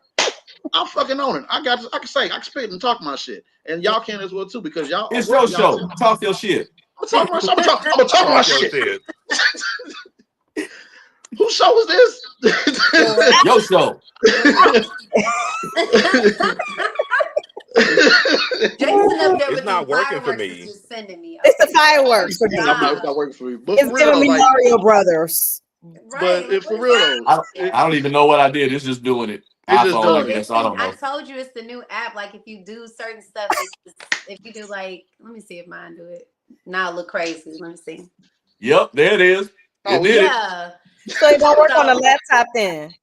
There we Yeah. go. Just sir Q. If you do like this, I think that's why you keep What you getting done for me? Oh my gosh. But yeah, we definitely can talk out. fireworks. Oh, there. There you go. The emoji popped up. Ain't that some boy? I tell you, but Somebody for real said, though, oh, but anyway. we all really can't talk our talk and walk our walk because we are that damn talented, and I see it in us. And I'm looking forward to what's in store for not just for me, but for all of us and for all of our viewers. If y'all do need help in some departments, talk to us. Talk to these people. Talk about your writing. If your writing is slacking, your creativity is slacking, you need to get and talk to somebody, get in these workshops and talk to people and do some research. I understand you want to put something out there, but put something out there. You raise your hand. You got a question. Or you just. I want to go when you finish. Oh yeah, most definitely. Yeah, you go ahead. Tell them. I have only experienced this twice. Well, once on set where the filmmaker, before he finished it, he brought all the actors in to say, hey, let's watch it. It's not a premiere, just a private screening. He had paper like, give me your notes, give me your feedback. I was like, that's what we need to do, because sometimes you look at a film and you're like, dang, did they get somebody to look at that before they, put the final. And then I also had somebody reach out to me, a filmmaker wants to read. She wants to have people read the new script that they've written and give them feedback to see, like honest feedback. And I'm like, we gotta do some of that. It can't just be, my script and straight to casting, straight to, what is it called? Not production. You You know know, what I'm saying? start working. Like Tubi or something. I Yeah, couldn't think of the word I'm looking for. Streaming. yeah. Streaming, distributing. That's what I was looking for. Mhm. Can't just be like script, cast, shoot, distribute. Mhm. It's got to be a point where we reflect. Yeah, So, I I second love it. that. I've done that before too with the season before it actually went out. I've done like private screenings with a lot of people, and I was like, just give me your honest feedback. I don't need Yeah, yes men. I need you to tell me what's wrong so I can make it right. And I've done it on some scripts as well. So I definitely second that. yeah. thank you for that. So yeah, all that, man. So with that being said, ladies and gentlemen, before we close, I want to say thank you all, and I'm gonna tell y'all thank again before we close. 2025. What are y'all manifesting, and what do y'all want to see from the independent scene? Well, we already spoke about what we want to see from the independent scene, but if y'all want to add a little bit more, go ahead and add it. But what are you manifesting for 2025? Any who want to start first? Growth. Ooh, come on, Growth. yeah. Everybody starts somewhere. Where are you planning to finish? Growth. Hmm. I mean, simple. I mean, if you're a producer, produce better. If you're a cinematographer, shoot better. If you're a director, direct better. Let's grow all the way around. If you're an actor, let's get deeper. You know what I'm saying? Let's grow. Hmm. You know what I'm saying? Yeah, as a unit. Because I don't like it when I hear people talk about, man, I'm a self-made millionaire. Nobody is. Everybody has a team. Right. Everybody has teamwork. You might be the front runner, you might be the head person, but everybody has a team. And respect your team. All of us need to grow. All of us win. Facts. All Yeah. healthy living things grow. So Yeah. there's Come that. on now. There we go. Who wants to go next? What are you manifesting for 2025? Unity. Nah, huh? Oh, I thought somebody was gonna go Uh, next. Oh, They- no, they- for me, 2025 is about just continuing to sharpen my gift. I'm going to continue with my classes, continue reading, continue studying, continue doing theater because I do feel like Mhm. it's made me and continues to make me a stronger actress. So Mhm. for me, this is what I'm saying. Stay prepared so you don't have to get prepared. And I'm looking at it like this. If I got a call tomorrow, if I got a call tonight, hey, we need you here. Da, da, da. Am I prepared mentally, physically, spiritually? Am I prepared talent wise? Have I been practicing? So that's my goal is to act like today is the day. And Mm. how prepared are you? So I can just keep myself accountable and keep myself aligned with what the goal is. The goal is just to get better, to work, to enjoy, to be able to do this thing called acting, be free in it and just get opportunities. But I know that it takes so much hard work, like we've been talking about. So I just want to stay ready so I don't have to get ready. Mm. Love it. Love it. beautiful. Love it. Who want to go next? Anybody? There's only four more, y'all. I'll Trying to go. say- It ain't like the panel's that damn big. Come on, yeah, guys. yeah. Come on. Don't be I'll shy. I'm go. gonna ask all of y'all. What's the question? um, I want to see excellence Mm. all Mm. around. I want to see excellence. I want just to see the magic come to life. I want to see something different. I Hmm. definitely want to see different type of art to where it just speaks to you on a different level. And that's just me coming from like a storyteller. I really want to tell stories to where people be like, God damn, I didn't think they was gonna tug my heart like that, but they did. But Yes. it's all coming from excellence. I want to see excellence. And when it comes, the question that you asked earlier, I wasn't in, but you said what I want to see from the Houston film community. Mm. Excellence as well. But what I really want to see is pressure. Ooh. I want to see Mm. pressure and heat. And when I mean, because pressure and heat, that You trying to creates get some diamonds, action. right?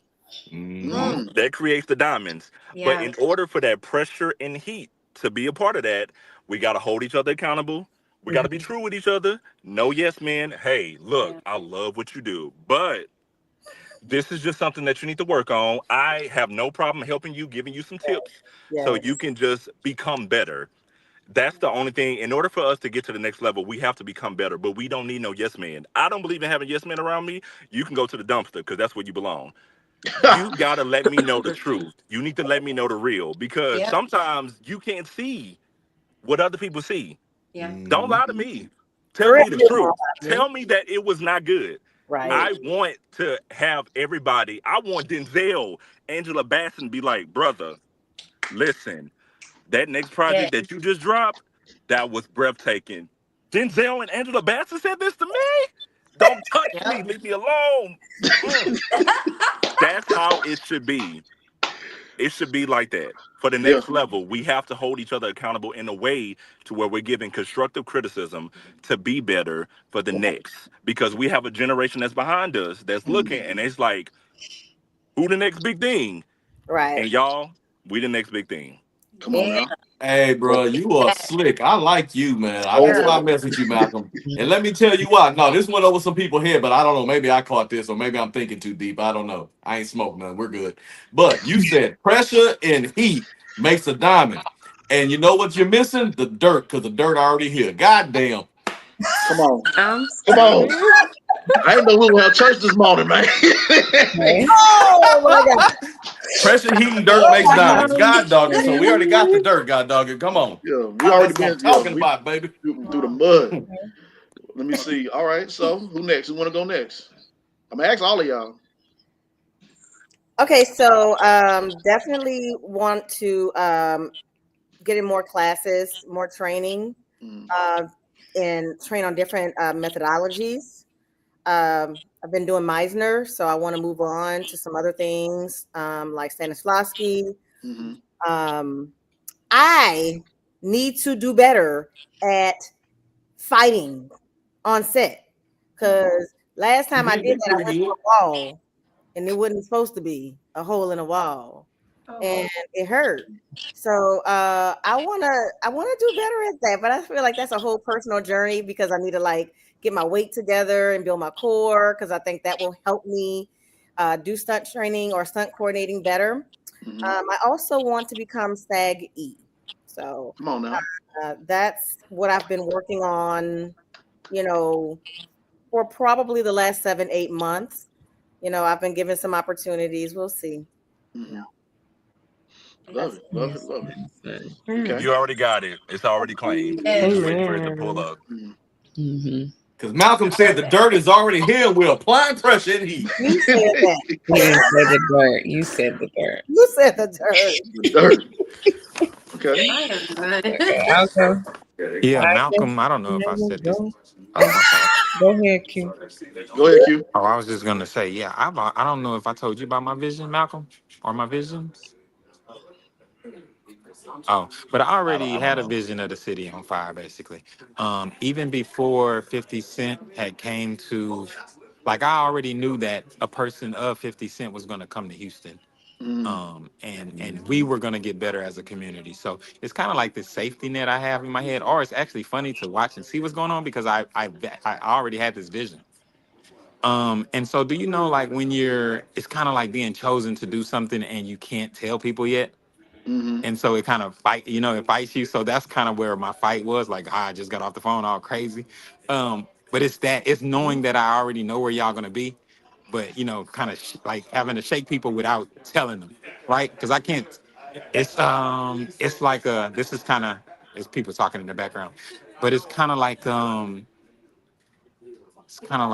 you've been given a message to give to the people, but you can't get it, and you just kind of have to watch them do the thing Mm-hmm. that they're doing. Does that make sense? Mm-hmm. Makes Yeah. sense. Makes sense. But also, I'm watching the thing that I envisioned happen right in front of my eyes. It's just we're going Mm, slower than we're supposed to do. So I already knew Houston was gonna become this city, the next thing. You know, like mm, yeah. So it's great to watch. At the same time, it's frustrating to watch, right? Because it's like, yeah. hey, get over here and let's do it because it's gonna happen. But we just trying to do it without each other. So Mm, I already knew that we would get to this point that we're at. So I already know Houston's going to be that city that everybody now talks about, comes to, and we're sought out. And the thing is, we were never actually supposed to do it with the outside world. mm, How there's this, oh, California, oh, Atlanta, oh, Detroit, they do it so much better to us. Or that's where it is. They were mm, supposed to be who they are, and then the city of Houston was supposed to show the world what we could do without anybody. So I'm actually glad that 50 Cent sort of skipped on us, right? I'm glad that the taxes were not good enough. Um, for them to. I think they're saying something to me. I'm glad that the taxes here in Houston aren't what they're supposed to be, and we don't have those incentives because the whole city of us is going to show the world what we were able to do with a little. You get what I'm Mhm. saying? Yeah. So I know that all of us, I can give y'all the assurance now since the cat's out the bag, but I know y'all want to go and do elsewhere and because of the taste that you've had in Houston. But it's going to come a point where it's actually is going to blanket on all of us. Like it's already there and written. It's going to blanket on all of us, and this is going to be where it's at. So how people fly to other cities, so happy to fly to the Austins or, drive to the Austins and stuff. No, Houston was going to be what it's going to be, but it's already been, maybe kind of prophesized. Mhm. And I don't know if I was going to be the match or anybody, but this call is an example of that match. So there's people that's hungry here. Me even meeting Malcolm, I didn't know that Malcolm was my cousin. I never knew my dad's side of the family growing up until I was 35 years old. And then I met a person like Malcolm who was in the film and had that thing, right? That thing that I know is great.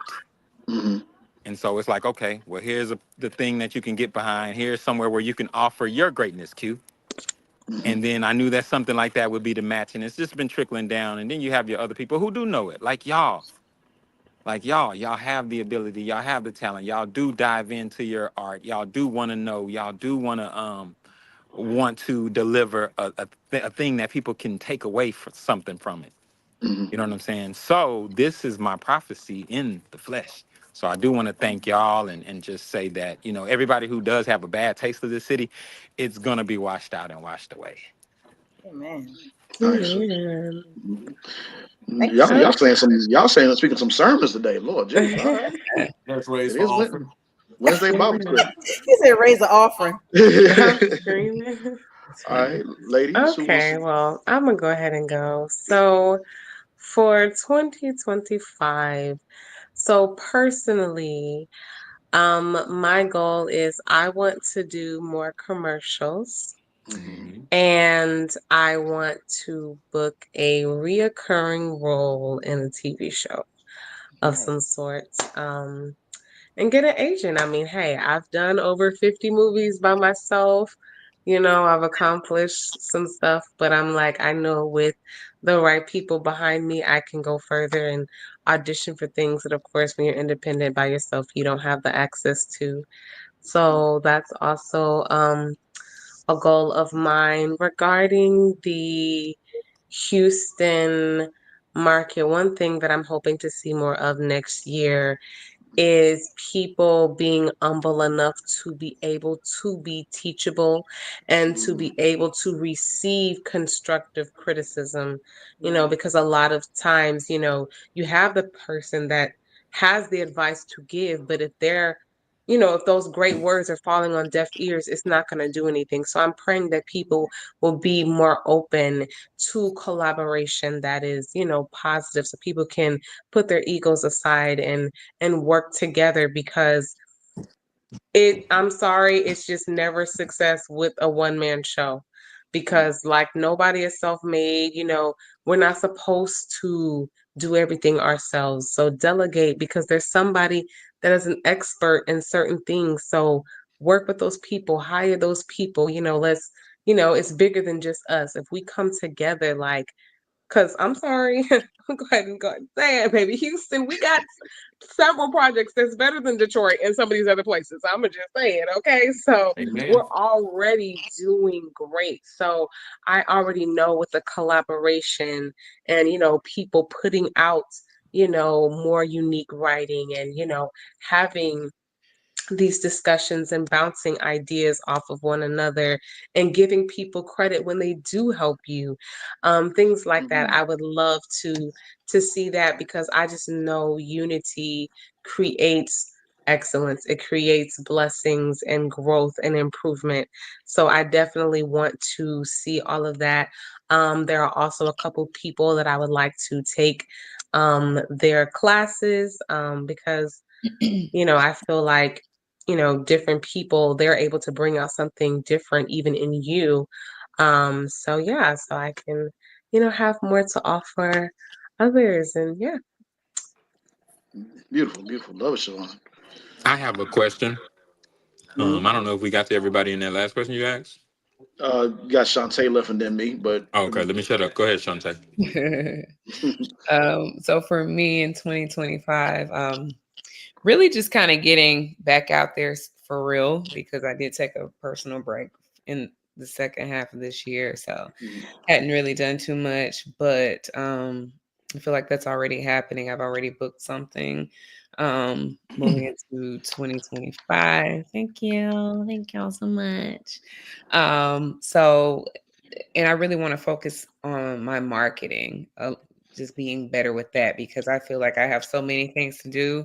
And a lot of times for me, social media will fall to the wayside. And then sometimes thinking about the effort it takes to put something together, I just be like, Lord. But I know that's a part of it at this stage. So just trying to do a little bit better with my marketing package, because I am my brand. So, already setting up a photo shoot and things like that, so that I can kind of make my job a little easier when it comes to promoting certain things that I want to promote. And also just kind of getting back into classes so that I can keep sharpening my, my craft. Let's see. I think those are the main things for me. Just kind of the marketing pieces, because that branding is so important, and just staying sharp, because I know I can go into a room and book a role, but I want to make sure that I have all of these other pieces that come together to show me as a professional as well. So love it. Beautiful. I'll end us on that, but Q, ask your question first before I end, and I'll speak my 2025 manifestation. That's if you're there. Q, you in the Yes. building? Yes. Yeah, go ahead, bro. Ask your question. I wanted to ask y'all if there's any testaments that y'all can give the people, especially for actors that may be watching this.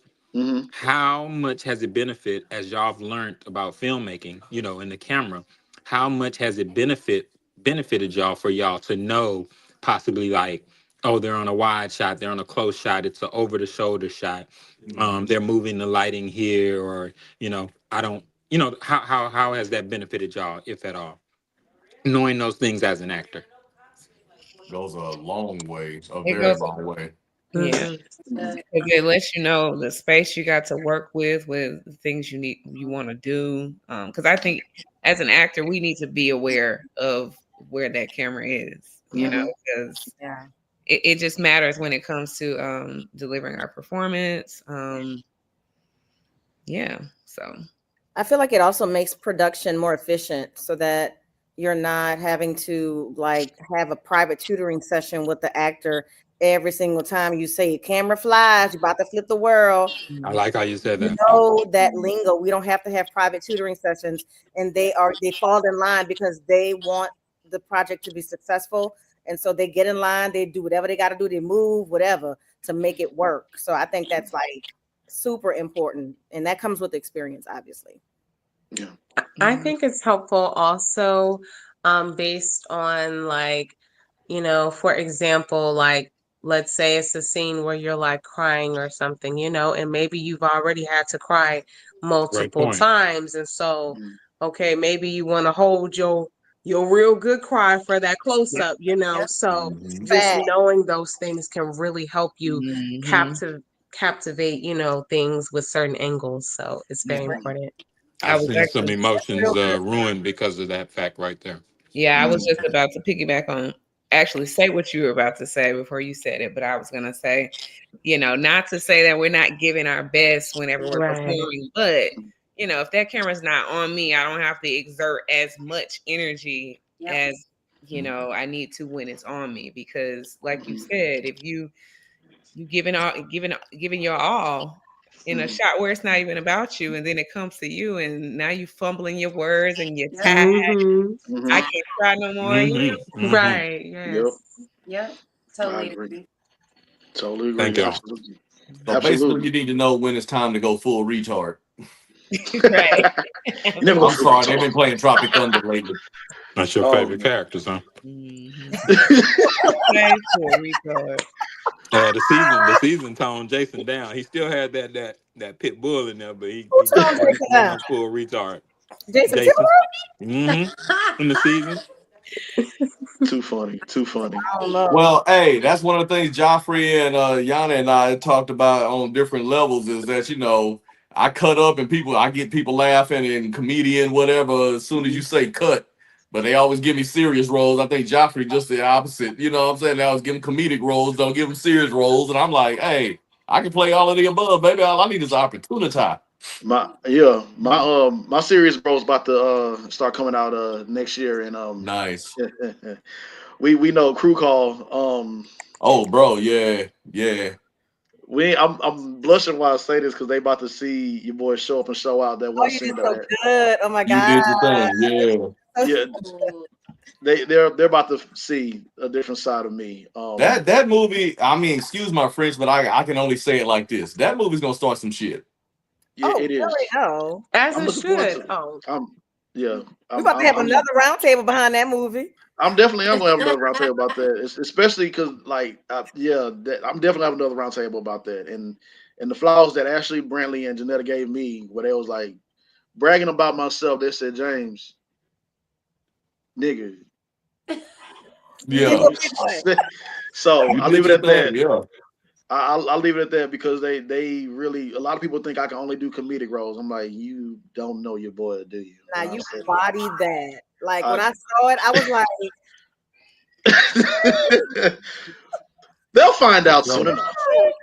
"What's so But good?" yeah, they'll find out soon enough. But thank y'all as well for giving the flowers. And before I close, let me go ahead and speak my 2025 and my manifestation. Uh, where did I begin? Man, I love my city of Houston. I'm very passionate about the work, even though y'all catch me goofing around and jokingly around. But when I get passionate and when I start talking my shit, I talk my shit, and I can walk it dry because am that nigga. I love Okay, what okay. Hey, period. I Talk your love what I do. shit. I'm very passionate about what I do. I love seeing this art, and I have a reason why I chose this field. There was a man who I knew who used to write for Steve Harvey. He was a comedic writer. Sad and unfortunately, he passed away doing what he loved. At that point in time in my life, where I looked and saw what I need to do, and I changed my major from physical therapy to drama theater arts, and I told myself then that no matter what it is I do, I'm gonna have fun doing what I love. And when I say people come into this art, I know everybody needs time to, get their training. But as for me, you get all of me. Mm. I perform to where the fact that if Chadwick Boseman was in that audience, if Denzel Washington was in that audience, I'm giving my absolute motherfucking best. Yes.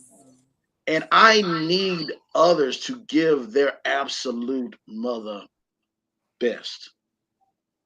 My manifestation that's about to come true, you about to see me on episodes with your very favorite actors. You're about to see me in film festivals. You're about to see me on commercials. You're about to see me in scenes with everybody on this panel. And we about to give such a performance to where they will look at us and be like, I did not know. Well, bitch, you finally fucking know. And you should have been known about it. And you should have found out. And you should have had, FAFO, baby. and I'm cussing because I need to put emphasis on this motherfucker. You need to understand the talent that you about to have on your screen. Yes, we are talented, highly gifted. To be young, black, and gifted, I am him. We are them. Loretta. Yes. Pressure and pressure and heat is Like, what I do not heard. play with me Yeah. when it Pressure and comes to heat. this. Do The not play with dirt. us when it comes to this art because The we're gonna show dirt. up and show out every time. You Dirt. flirting with the right one because we are the right ones. Nah. Yeah. When I can say that the project that I'm working on, and I have people that are coming from overseas that want to be in my shit, yes. When Malcolm can say, yeah, I put all this into this. When Q said that, when Shantae says, yeah, Jason Thibodeau, Yana Tatum, Kiki, Siobhan, what? Yeah. What, man? Look, man. I already know what's about to happen, and I'm on a skyrocket. I'm steady escalating, and I'm waiting to see everybody else come on in because we are that talented and we are that gifted. Manifestation for me is that where you about to come and see me be at my absolute best because I'm working with the absolute best. Yeah.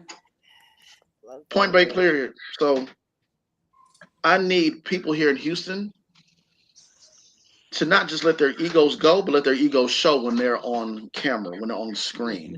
And what I mean by that is when you step on set, you let that ego go and get an understanding that, hey, we are here to learn, we're all here to do better, we're all here to push ourselves, and we're going to give you everything on that screen. So get better, catch up, get into those classes. Don't just, you know, sit back on your own understanding. To quote Socrates, all I know is that I know nothing. So if you don't know nothing, you need to go and learn something. Let's do it. Let's be better. Let's get better. Let's make something that we have not created yet, but let's also take it up a notch. Yeah. Better than a notch. Like I said, 50 Cent came and gone. You know, he still is here, but he keep an eye on it. Trust me, I know he is. Oscar winner writer that I told you that we spoke to on the podcast. The fact that she said, "Yeah, send me your stuff after you finish." The fact that we spoke to Melody Cooper, who worked on Power, on Law and Order, had her own show on the CW. Yeah, James, send me your stuff when you finish. You think I'm not gonna give my absolute best? And you think I'm not gonna tell y'all not to give your absolute best? You tripping? Yep. But that's okay. I'm gonna talk to you. Make sure that you learn how to walk perfectly fine because I'm not playing with this, and I know y'all not either. So I'll see y'all at work. In the words of Denzel Washington, I'm leaving here with something, and what y'all gonna leave with is that we coming for y'all, and we're Man. For here. your next. Okay. Stepping on Stand on neck. business like it's Black Air Force One season. Stop 10 playing with me. It's toes on the 2025. neck. Y'all VIP room, just acting up show. Like, share, comment, subscribe. Oh, Does y'all anybody else have gone? anything else to say? Yeah, I was gonna say, on Facebook, I had put y'all. Some of y'all saw that I wanted to do camping, right? You setting it up, right? Yeah. So what it's gonna be? Yeah, I'm speaking it to y'all so y'all ears can hear it and then y'all can visualize it as well. You know, to have the energy to make it happen. But it's gonna be an actors retreat.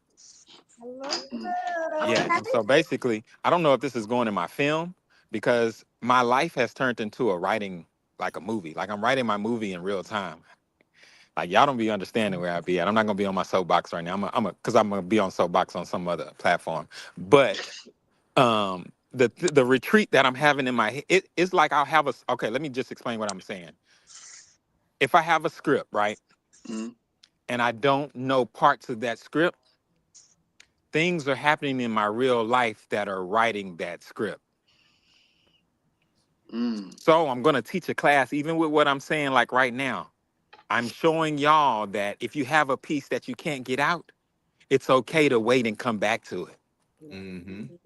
Because mm-hmm, I'm doing that in my real life. And then I'm going to take y'all's real life and show y'all it's this form of therapy to transform all of us into the greatest selves, our mm, greatest selves, which is going to make you uh, the actor that you're supposed to be. It's going to make you actually show up as you are and not as an actor, actually.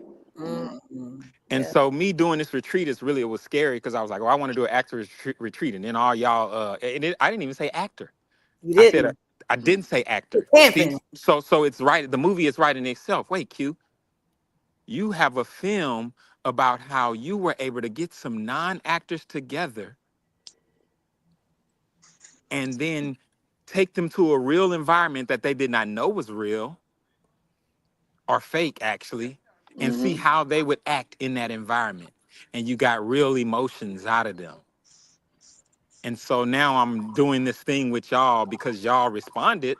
I'm gonna make it an actors retreat where we sit around and we talk film and we talk about character breakdown and things like this. And it's actually a film showing them doing the character breakdown. Somebody gonna steal my movie. It's I'm about to and- say. but Don't y'all say get what too I'm much. saying. Maybe I need to land my plane.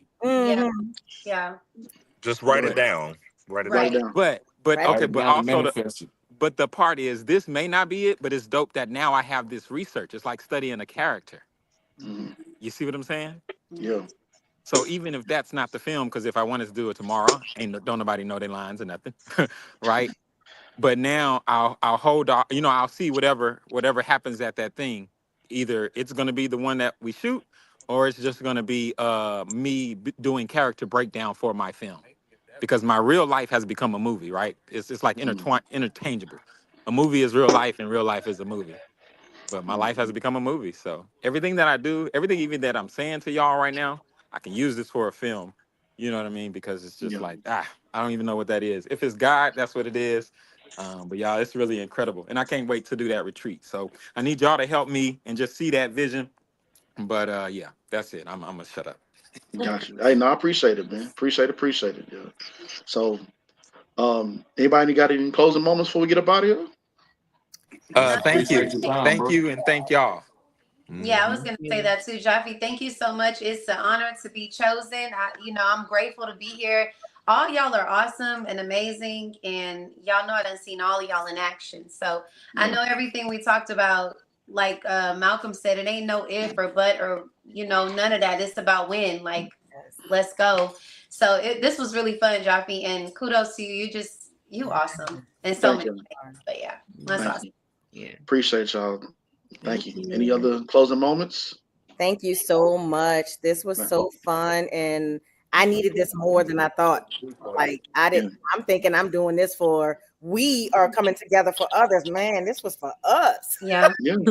This was for us. Like, Yeah. oh my gosh, thank you so much, James. Like, oh goodness. Thank you. I appreciate Yeah. y'all. Thank I'm y'all. proud of you and I'm thankful for you. So Yeah, cut this thing off or I'll keep going. Hey, look, man, I appreciate it. Hey, when good people get together, man. But yeah, man, I'm gonna let y'all go because I think I held y'all hostage for too long. No, But I do appreciate y'all for sharing it, being y'all, being you. There'll definitely be another one. Yeah. But Okay, I got a tip. I got a tip. what's up? Y'all gotta y'all have to take this. Hmm. The next project you do, when you're on set, I want you to ask, and it's a twofold thing. I want you to ask, what could I have done better? I want everybody to take this question. What could I have done better? Or what could I do better? And if I want you to research if that's a person that can be honorable of that question, right? Because some directors are gonna be like, oh, nothing, that was good. Or just give me something different. Right? They can't give you that. So don't be stingy with your no, is what I was gonna say. And then, like I said, the next thing that you do, all of us and all of y'all, I challenge y'all, what can I or what could I have done better? And you want something. And then if we start asking that question, that's gonna make our everything better. You know what I mean? Even me, I never leave a set feeling like I know everything. I'm correct. always teaching myself. I'm yearning and asking for better. If we Yeah. want better, we have to ask for better. We have to desire better. Yeah. So what could I have done better? If everybody, I don't like people really with especially less experience, because I see a lot of people showing up and they just say, "Oh, I did my job," and they feel like they did their job because it just moves forward. No. Every take, every line, every moment, what could I have done better? Even in our lives. Hey, what could I have done better? And I think if we go there and work with people who understand to give you something that you could have done better, then we'll be better. Yeah. Yeah. Yes, sir. Thank you for that. Thank you. Thank Well, you. I just want to take a moment to give flowers to the rest of you. I mean, I gave my flowers to Joffrey, but all of y'all, I want to say that I'm proud of y'all. I have seen something dope from each one of y'all. And yeah, y'all are amazing. Keep, putting out excellent and keep thriving and doing your thing, because I always say life is a stage play with an anonymous audience. So you don't know whose life you are impacting, who you're encouraging to keep going, who you're encouraging to pursue their dream, even if it has nothing to do with acting. You guys are making an impact and you guys are doing something great. So keep going, even when things in life are hectic and hard. Keep pushing through, because you guys have a purpose and clearly this is a part of it. So continue to reign in your purpose and who you are. Yes, and continue to do great things. Y'all go check out my music, okay? So gonna plug myself. I gotta do better at that. So yeah, I got my single Don't Rush, Control Me, and Goes Down. And you can follow me on social media at Siobhan Majoy. And yeah, support all of these amazing creators. Thank you again, Joffrey, for this opportunity. Thank you. Appreciate you, Queen. Man, much love and respect to each and every last one of y'all. Let's get ready for 2025. Yes. And I'll see y'all on set soon. And let's go to work. Hey, see you on set. Bye, y'all. Blessings. Peace. The drop. Peace and prosperity to y'all next project as well. Yes, sir. Thank you. Same to you.